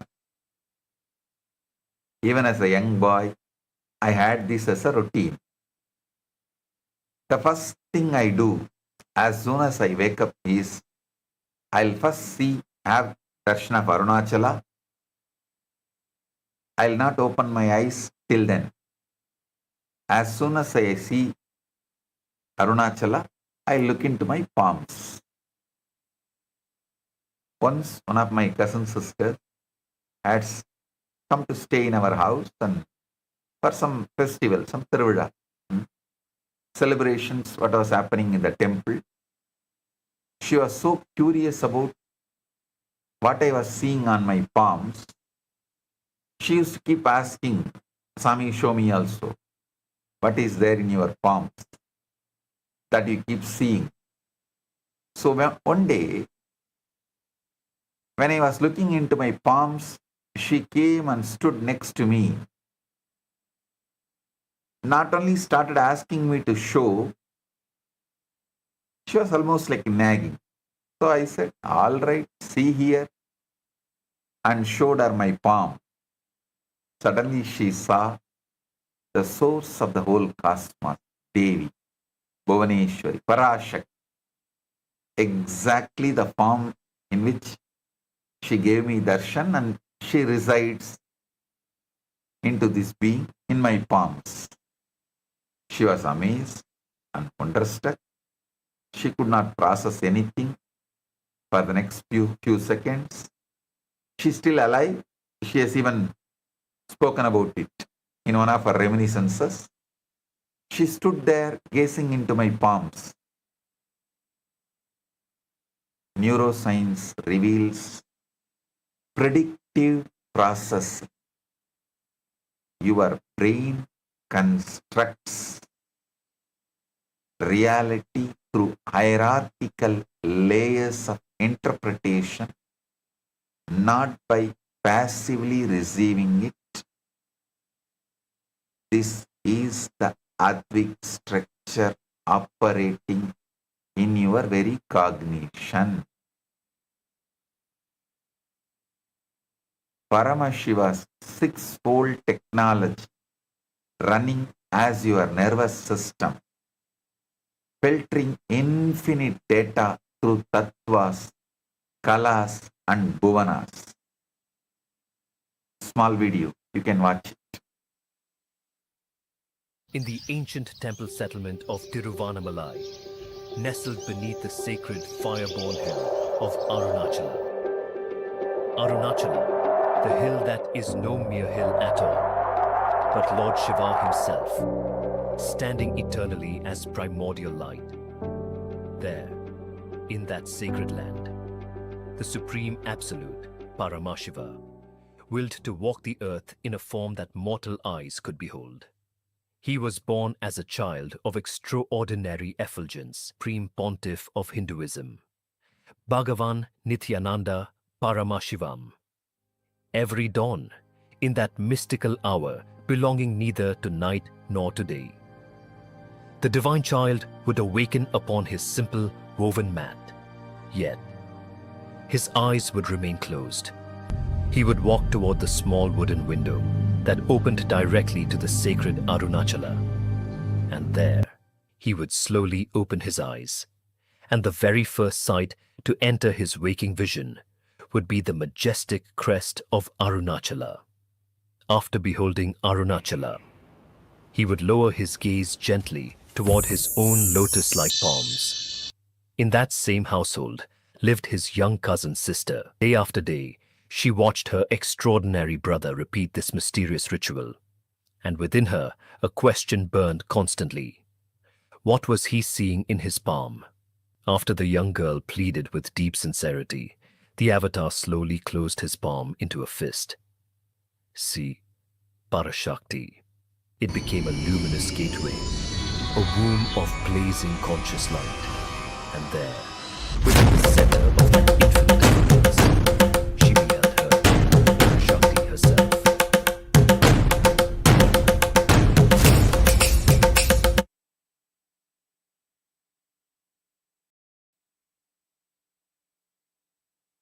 And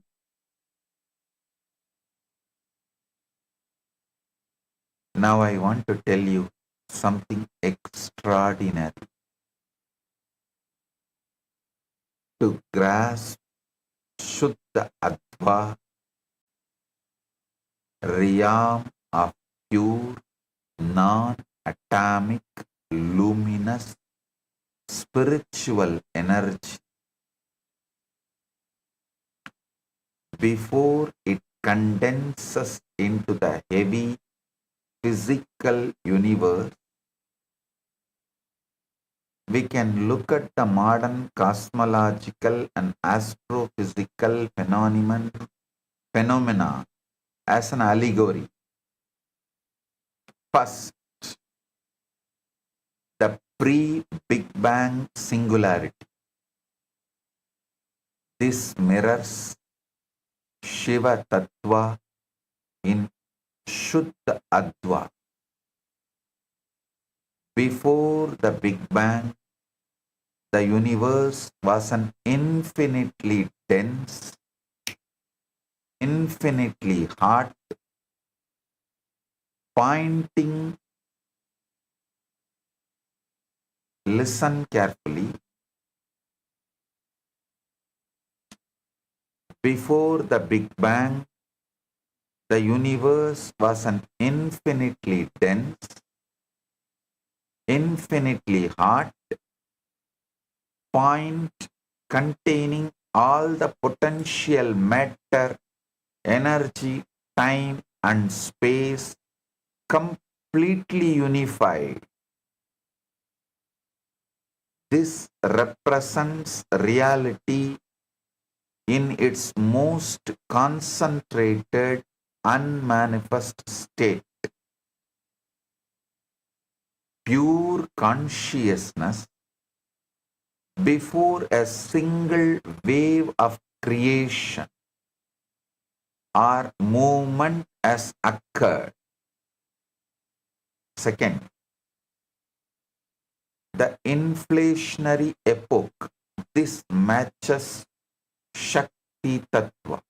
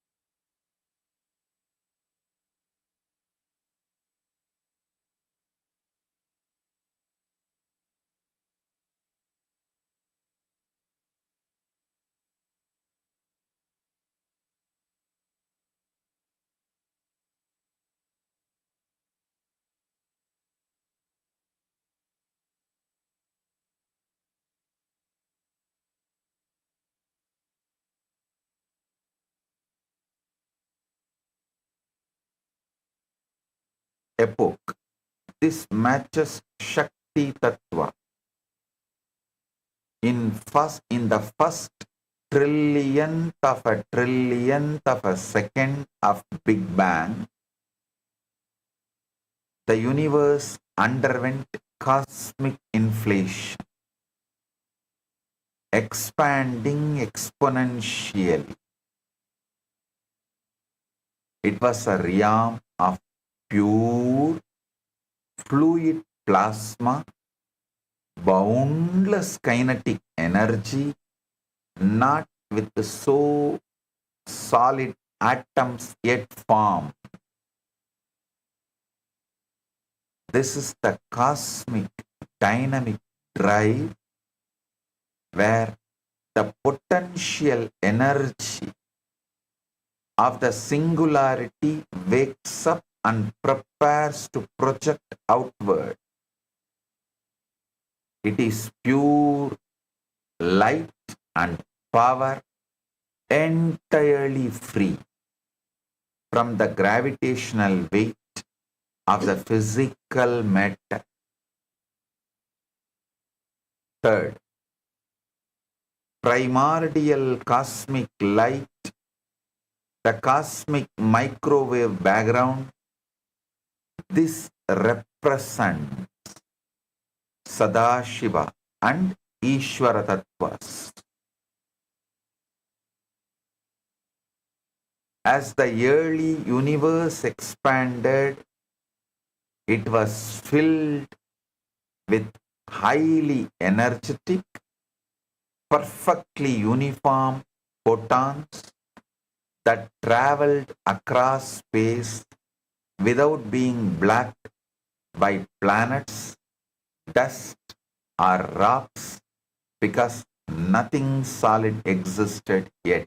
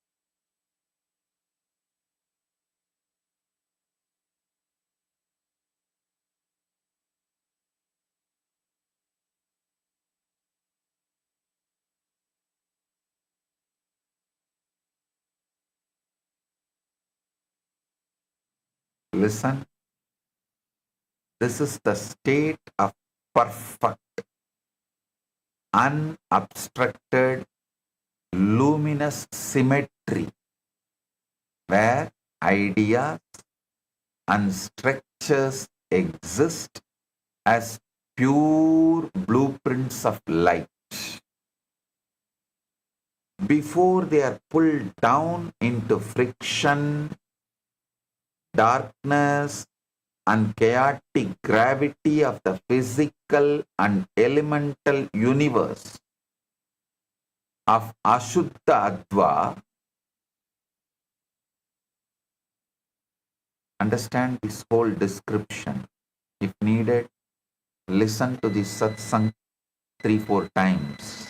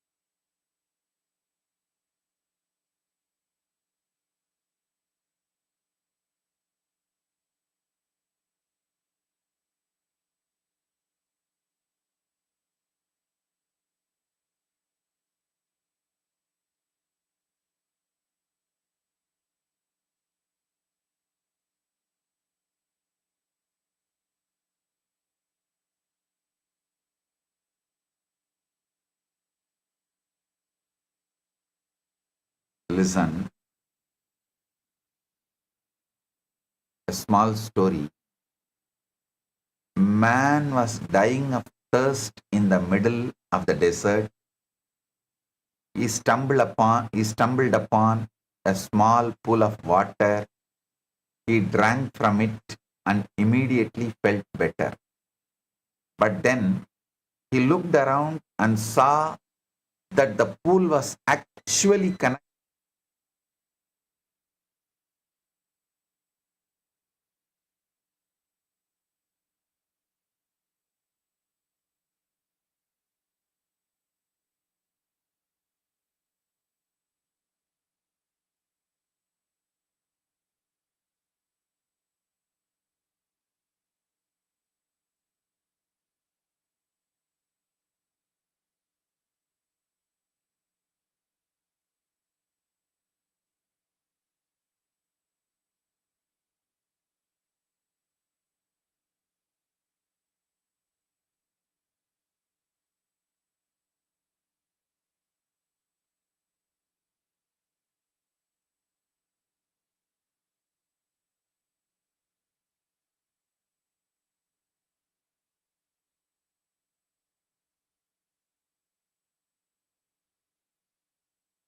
Listen,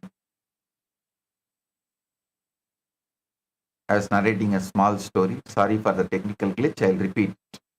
A man was dying of thirst in the middle of the desert. He stumbled upon a small pool of water. He drank from it.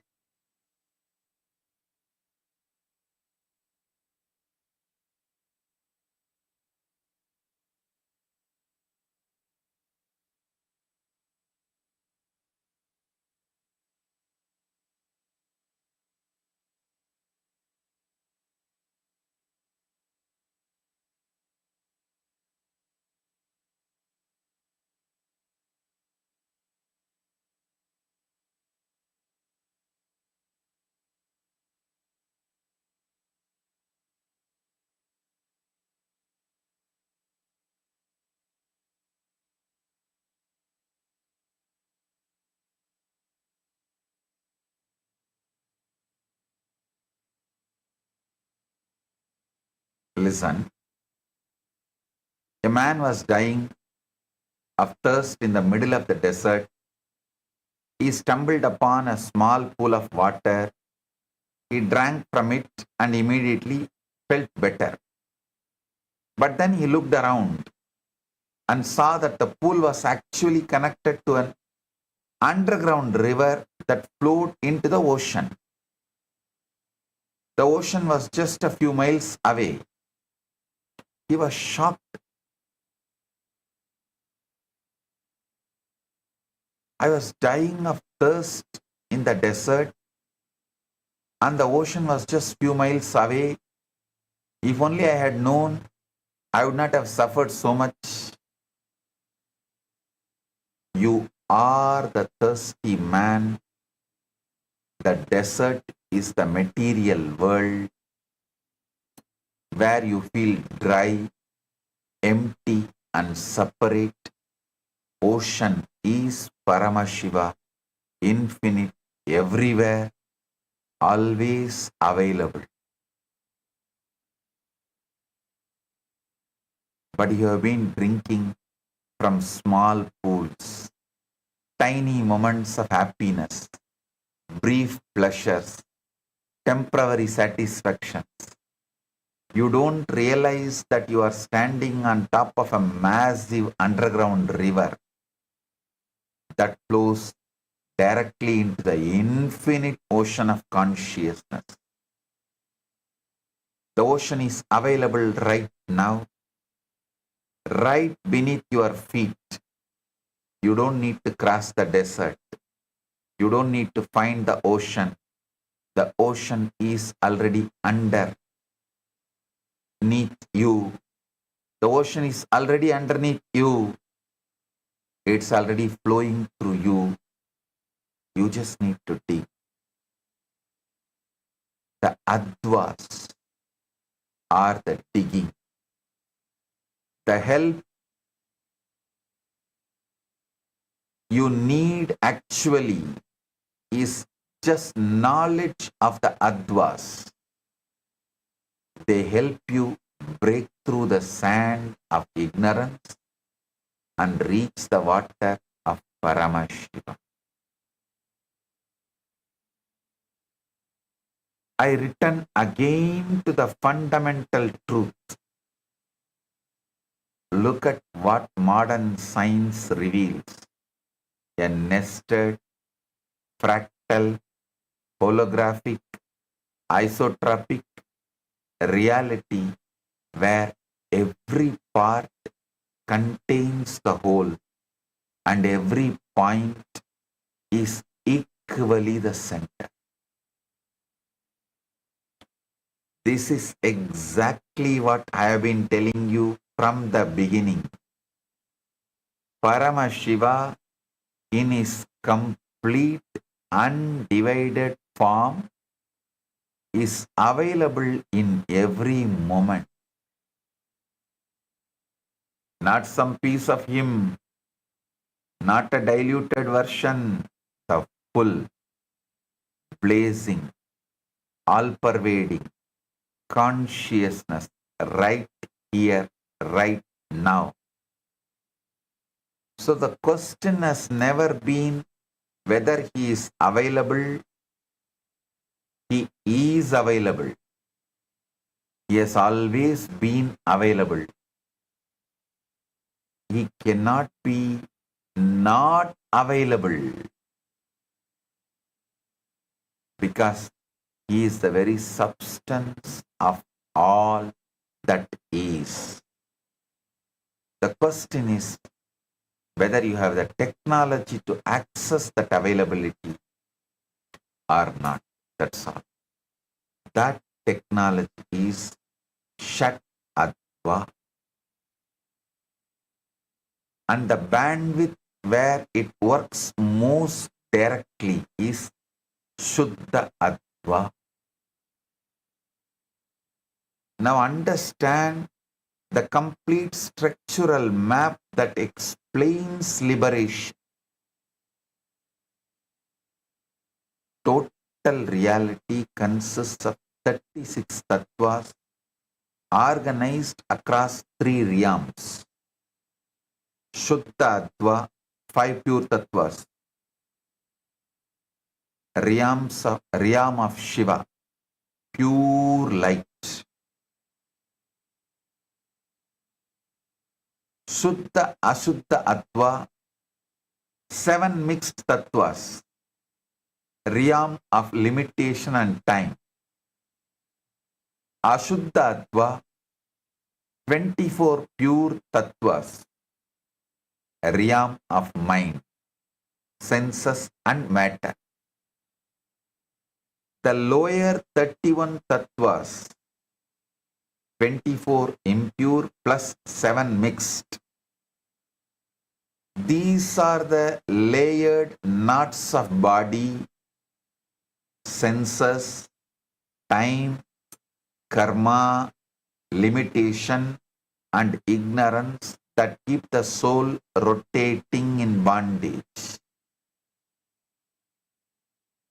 I'll be expanding in further satsangs in detail about these 3 types of advas and 36 tattvas.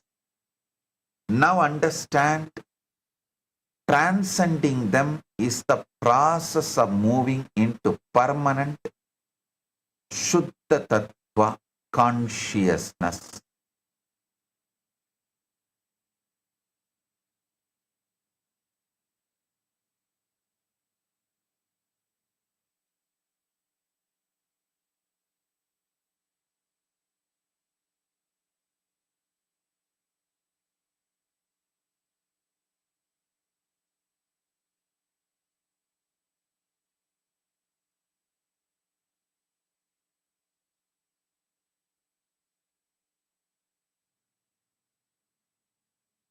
A beautiful lotus flower grew in a muddy pond. The lotus was pure, white, fragrant, untouched by the mud, despite growing from it. A traveler saw the lotus and asked, "How can you be so pure when you grow from such mud?" The lotus replied, "The mud is where I grow, but it is not what I am. I am the lotus. The mud nourishes me, but I transcend it. I reach towards the sunlight, not the mud." Ashuddha Adva is the mud, the 24 impure tattvas of body, senses and matter. It is where you start, but it is not who you are. Suddha Ashuddha Adva is the stem of the 7 mixed tattvas that connect the mud to the floor.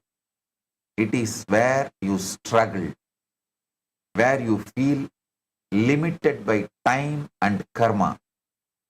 Suddha Adva is the lotus. The 5 pure tattvas of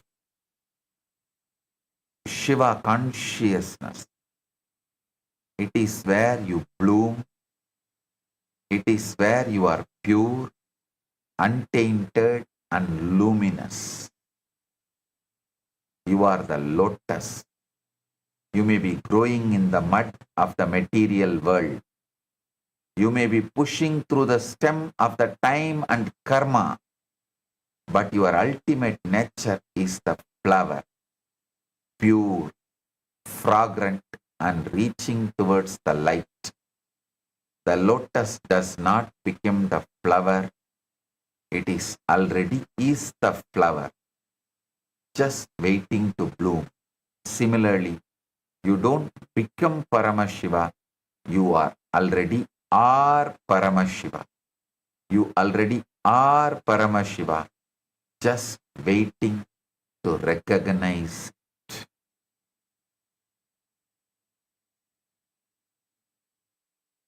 Now I introduce you to the most practical, life-transforming breakthrough. Shuddha Adva. Shuddha Adva is the pure Shiva, transparent bandwidth of reality, the zone where any act, however small, can directly reveal Paramashiva without distortion, without the veils of separation. Shuddha Adva is not some higher world you reach after death or after years of tapas. No. It's a higher way of reading your current reality right now. A different frequency of perception, where consciousness is still recognized as divine and not yet heavily filtered by Maya. In the Ashuddha, contracted way of reading reality, an act becomes a habit. A habit becomes an identity, and the identity becomes a prison of suffering. But in Shuddha Adva, the very same act becomes worship, worship becomes recognition, and the recognition becomes Shivatva, the state of being Paramashiva himself. When you shift to Suddha Adva, the same world you live in becomes Kailasa. The same body becomes a temple. The same breath becomes mantra. The same daily activities become cosmic offerings. This is not imagination. This is the technology of decoding the holographic universe. Let me show you the exact mechanism so you can start applying it immediately. In the Ashuddha reading, you encounter an event and you tell yourself, this person insulted me. Instantly you enter victim consciousness. Your whole Advik structure contracts, and Paramashiva, who is fully present in that moment, remains unrecognized. But in the Shuddha Adva, reading the exact same event, you recognize Paramashiva is showing me exactly where I am still contracted so I can grow beyond it. Or Paramashiva has closed this door to open the right door. His divine intelligence is guiding me. Suddenly, the same event becomes a direct communication with the divine. In Shuddha Adva, every Varna vibrates with Shiva, recognition. Every mantra becomes his voice speaking inside you. Every pada becomes a revelation of his cosmic meaning. Every kala becomes the flow of his Shakti. Every tattva becomes his living principle. Every bhuvana becomes his world saturated with his presence. The whole Advik structure points back to Paramashiva instead of away from him. A small story. Two men in the storm. A great storm destroyed a village. Two men survived. The first man sat in the ruins and wept. Why did this happen to me? The gods have abandoned me. My life is ruined. The second man sat in the ruins and prayed, Lord, you have given me this challenge. What do you want me to learn? How can I grow through this? What seeds of new life are hidden in these ashes? Years passed. The first man remained bitter and poor.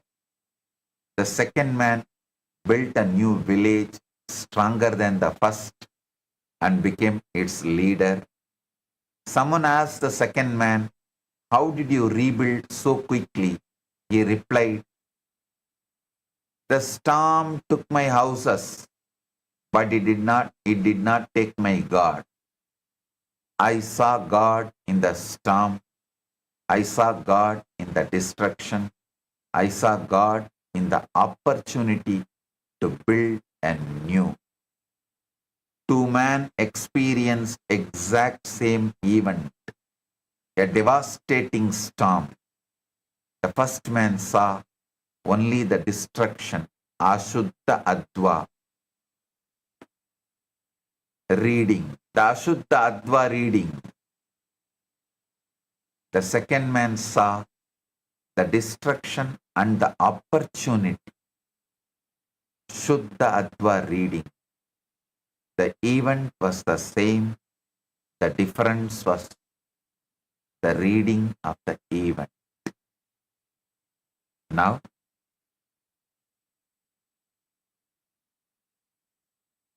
I am repeating this truth from a different angle so it penetrates you completely. Paramashiva is available in every moment of your life.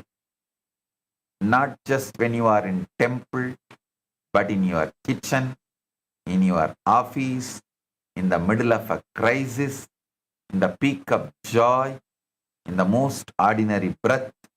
He is always here, always in his full totality. He is not sitting somewhere waiting for you to become pure enough or to finish some long sadhana. He is here right now because the holographic nature of reality means the infinite whole is present in every part, and you are that part, and this moment is that part.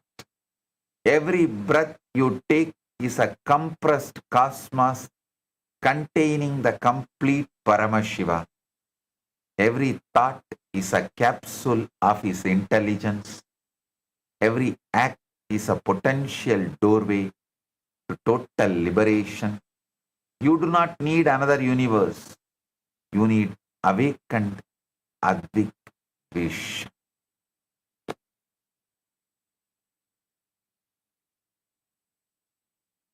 I'll continue to expand this in further satsang. Now, please listen to this satsang again. So, you internalize, you understand, you study, you start making every Shuddha Adva reading into every Ashuddha Adva reading into Shuddha Adva reading.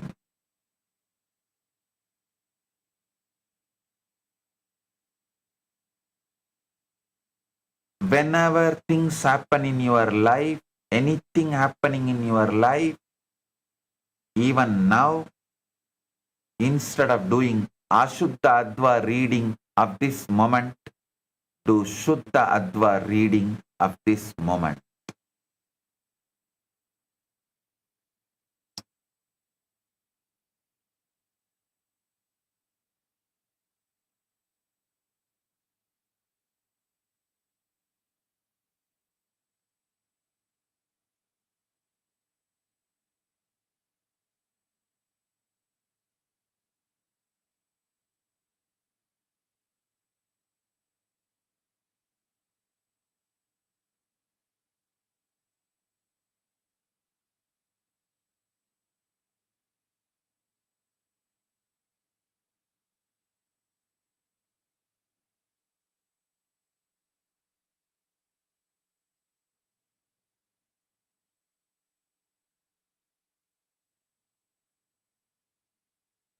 Blessings.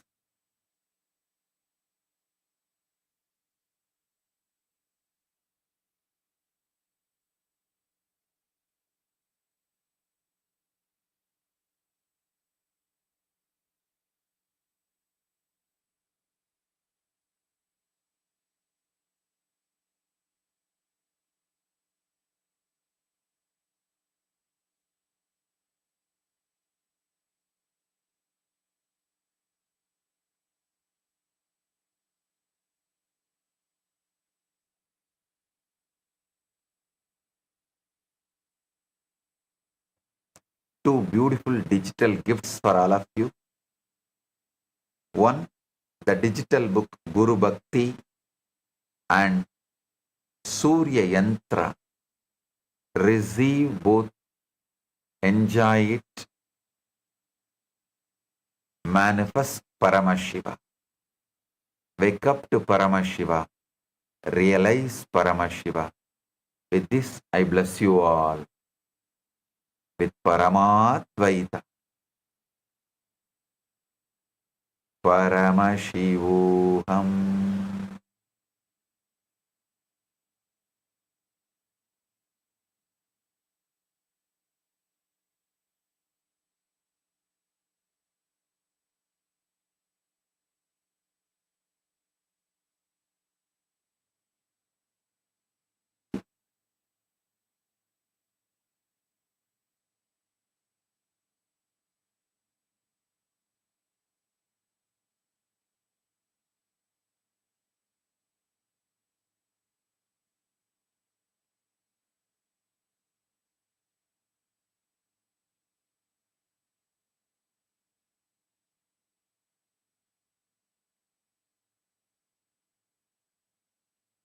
blessing.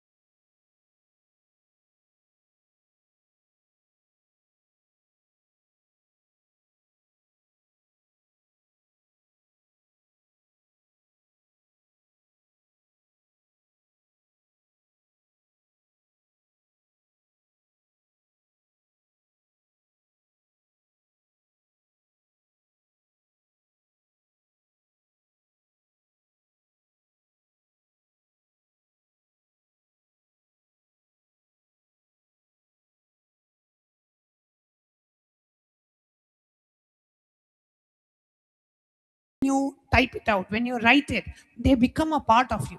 And this is type it out. When you write it, they become a part of you. And this is type it out. When you write it, they become a part of you. And this is type it out. When you write it, they become a part of you. And this is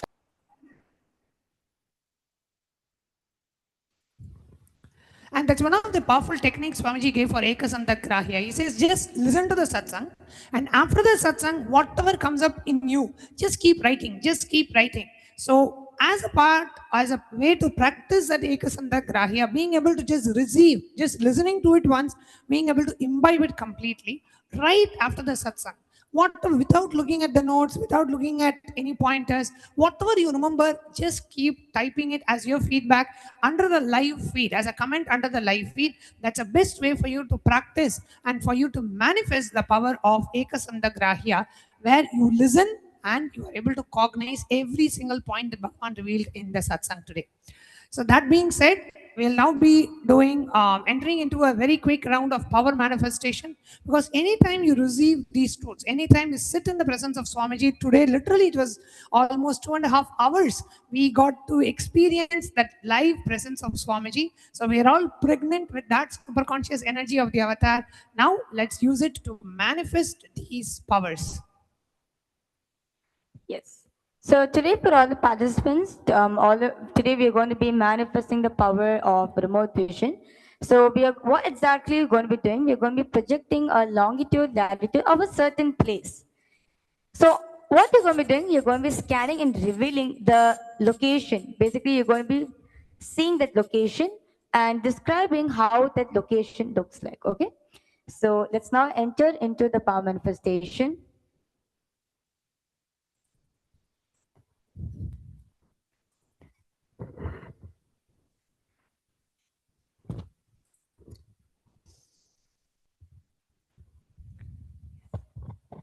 So the Shastra Pramana of this power is taken from the Vijnana Bhaira Tantra, Sutra 92, Dharana 69, where Paramashivam says, Vyomakaram swamatmanam dhyaye digbhiranavritam nirashaya chitish shaktihi swarupam darshaye tada. The meaning goes, Bhagavan Paramashiva says, concentrate and cognize with restful awareness on oneself in the form of a vast etheric space or sky, Vyomakaram, which is limitless in any direction whatsoever. Thus, the Chitta Shakti, the power of consciousness, free from all support, reveals and manifests herself as the form of one's essential nature of the self. And next is the Apta Pramana, which is taken from the Mahabharata.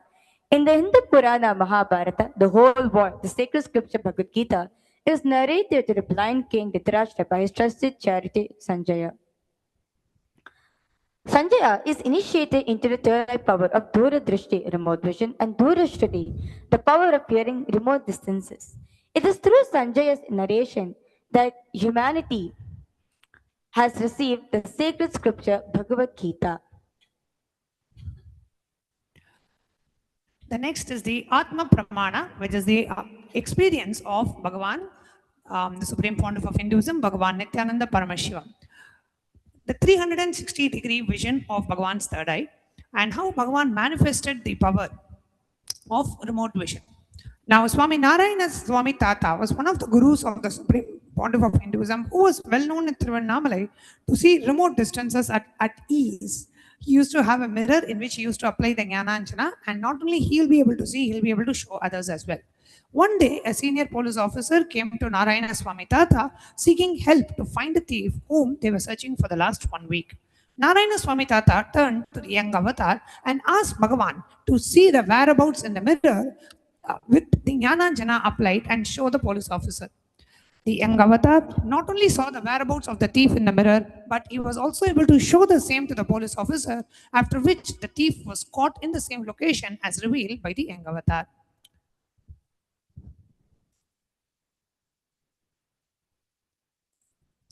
Now we will be entering into the power of remote vision.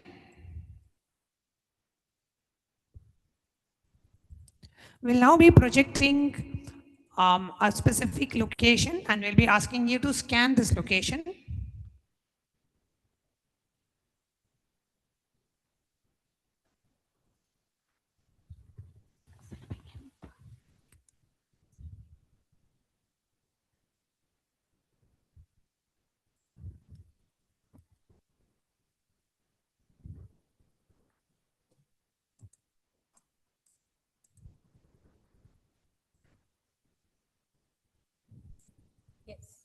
So let's all start for a power manifestation. So I request all the viewers and all the participants to please. So what we're going to be doing, we're going to be projecting specific coordinates for all of you.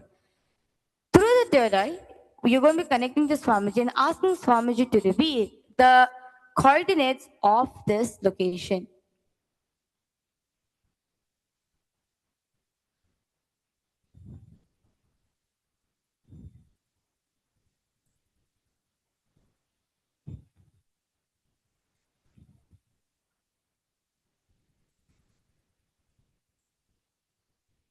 Yes.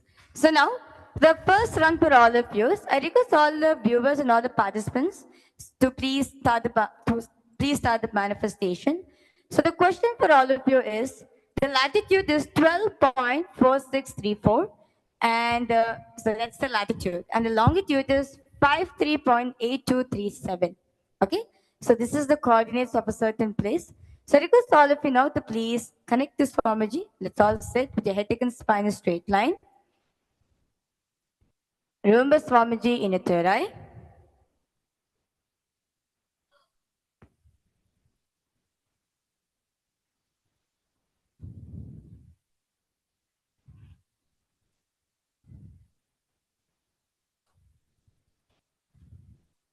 Now, let's all start chanting the Mahavakya intensely. Om Nithyananda Paramashivam. Om Nithyananda Paramashivam. Om Nithyananda Paramashivam. Just chant the Mahavakya intensely. Ask Swamiji to reveal the location of this place, where this place is located, and describe the location. Ask Swamiji to show you how this location looks like.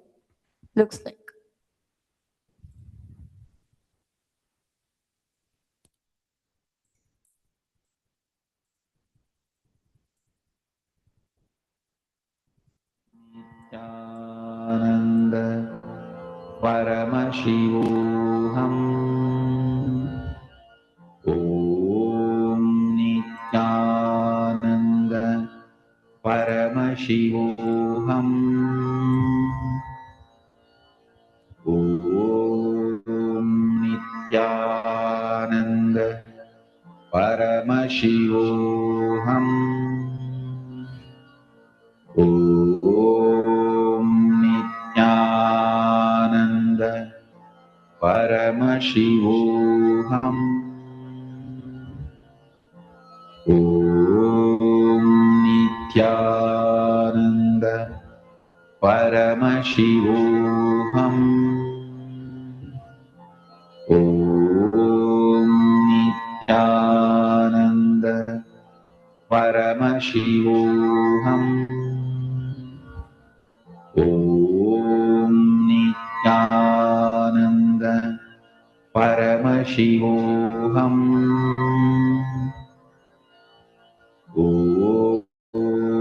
Nithyananda Paramashivoham. Om Nithyananda Paramashivoham. Om Nithyananda Paramashivoham. Om Nithyananda Paramashivoham. Om Nithyananda Paramashivoham. Om Nithyananda Paramashivoham. Om Nithyananda Now, I request all of you to please relax yourself. Please open your eyes. I request all of you now to please post in the chat section what did Swamiji reveal for all of you. So all the participants in Kailasa Guinea-Bissau, I request all of you to please share what did Swamiji reveal to you about this place.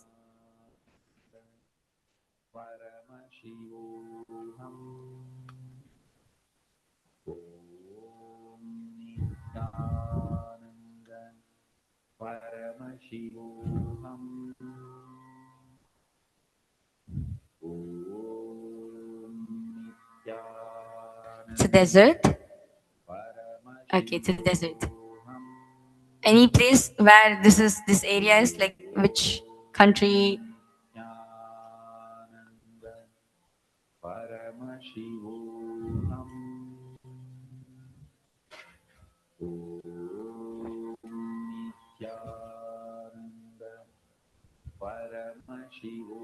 Morocco. Okay. Anyone else?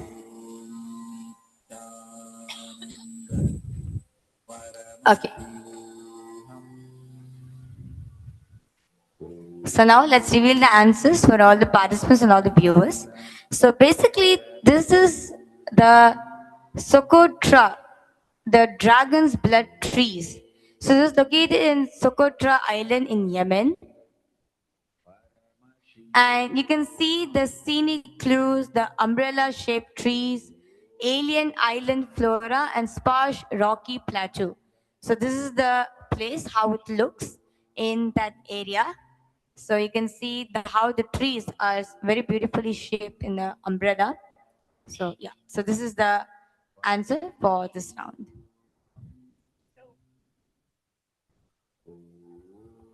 So whoever got a place like an island or trees being able to see there, or some flora or a rocky plateau, or a place somewhere near Yemen, if you got any of these right, then you have manifested this particular round. Okay, so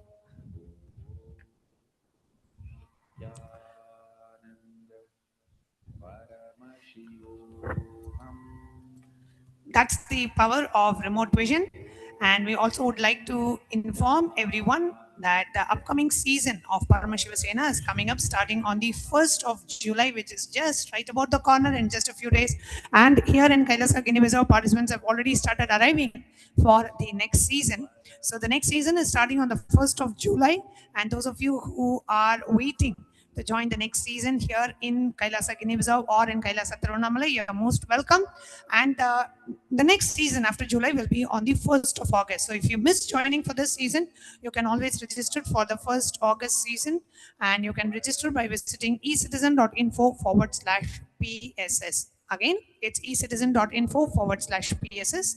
And on the 29th of July, we have the very sacred Guru Purnima celebrations, offering of gratitude at the divine lotus feet of our beloved Swamiji. And we would like to invite every one of you to come and participate in Kailasa's Guru Purnima celebrations on the 29th of July, which is coming up next month. With that, we come to the conclusion of today's segment. Hope all of you enjoyed today's satsang. And as Swamiji said, this is a satsang that we need to watch quite a few times to completely understand all the things, all the powerful cognitions and the Paramasatyas Swamiji revealed in today's satsang. Do take a moment to watch this live stream a few times, at least 2 to 3 times, to get a complete understanding of the revelation shared today. So see you all tomorrow at 9:30 a.m. Eastern Time for the darshan preparation and satsang preparation, and for the live satsang starting at 10:30 a.m. Eastern Standard Time. We'll be concluding today's session with the Purna Mantra, offering our deepest gratitude at the divine lotus feet of our beloved Swamiji. Chanting the Purna Mantra. Om Purnamadav Purnamidam Purnat Purnamudachyate Purnasya Purnamadaya Purnamevavashishyate.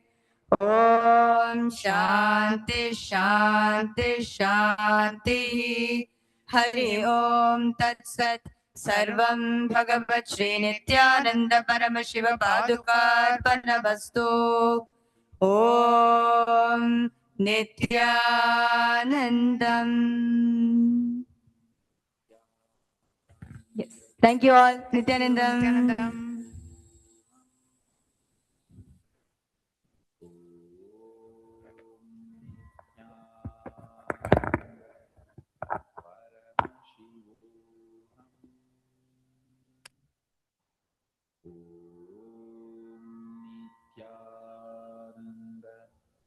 Paramashivam.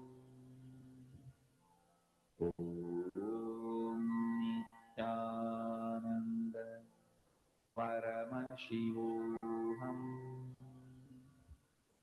Om Nithyananda.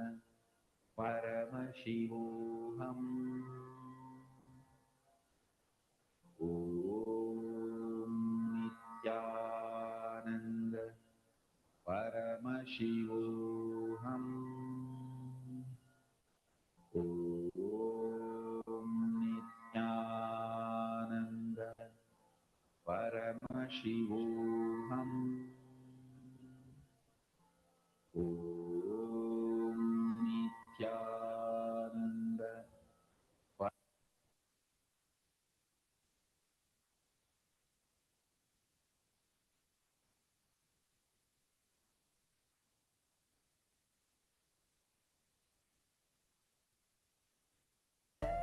I've been learning the yoga from other sources previously, but the Swamiji's yoga is the only place from all the source is really different. Also enjoying the pure vegetarian, organic, sattvic foods. This actual yoga makes my body more flexible, and Swamiji is teaching me what is intensity, what is integrity, and what is discipline.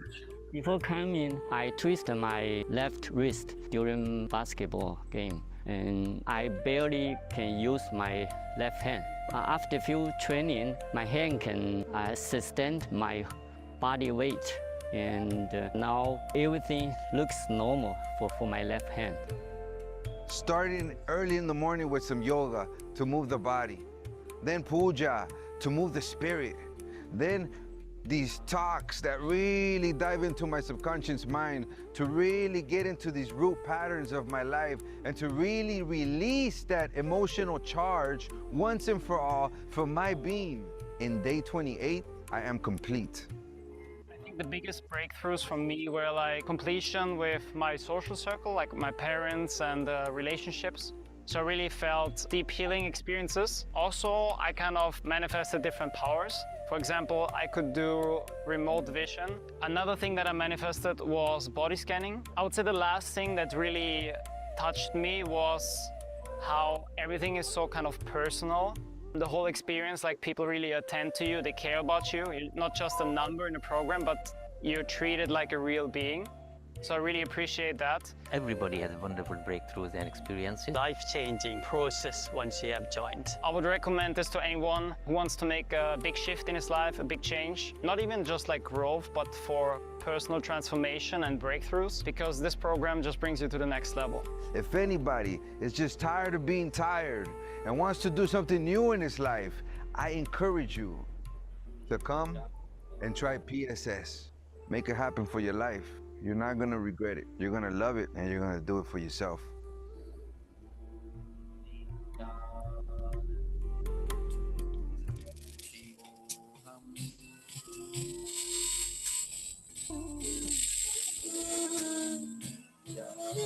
Nithyananda, we welcome all of you on this auspicious day for the offering of the Uttamottama Seva at the Divine Lotus feet of the Supreme Pontiff of Hinduism, BHAGAVAN Nithyananda Paramashivam.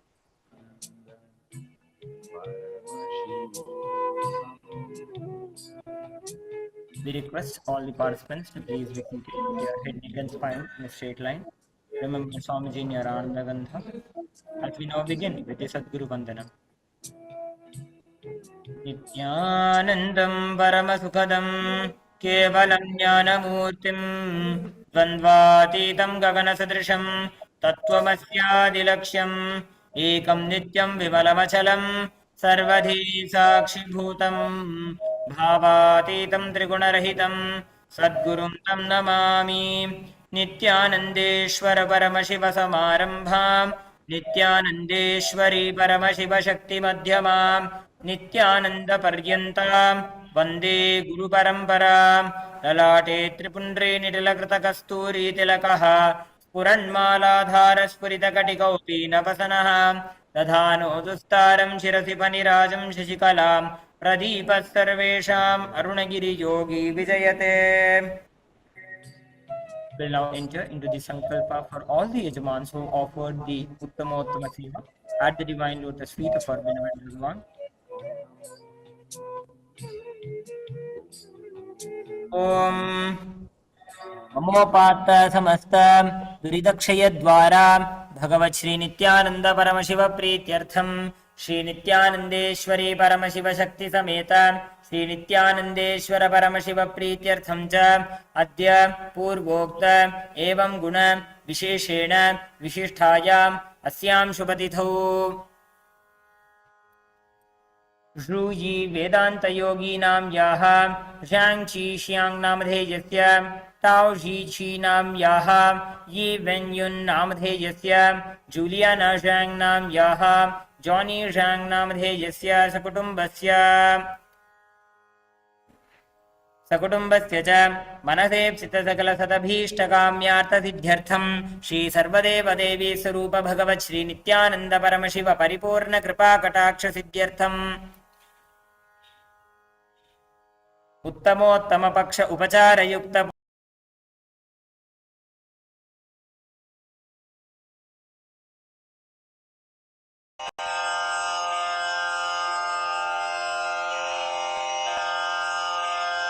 Shri कैलासोन्नत द्वादशान्त Shyamala पीठारूढ़ Shri Meenakshi सुंदरेश्वरा भिन्न स्वरूप परशिव पुत्र रत्न कुमार गुरुमण्यतुल्यावतार श्री पार्वती स्तन्यपान लब्ध दिव्य ज्ञान विश्रुत सकल निगमागम सारभूत द्राविड वेद प्रवक्त्रे श्रीमत् परमशिव करुणा समधिगत मुक्तामय चतुरश्रयान गीयमान छत्र चामर श्री चिन्ह काहलादि समस्त बिरदावल्यलंकृत ज्ञान विज्ञान चक्रवर्ती सर्वजन संघ सद्यो निर्वाण दीक्षा व्ययापवर्ग वर्ष विश्राण जीमूत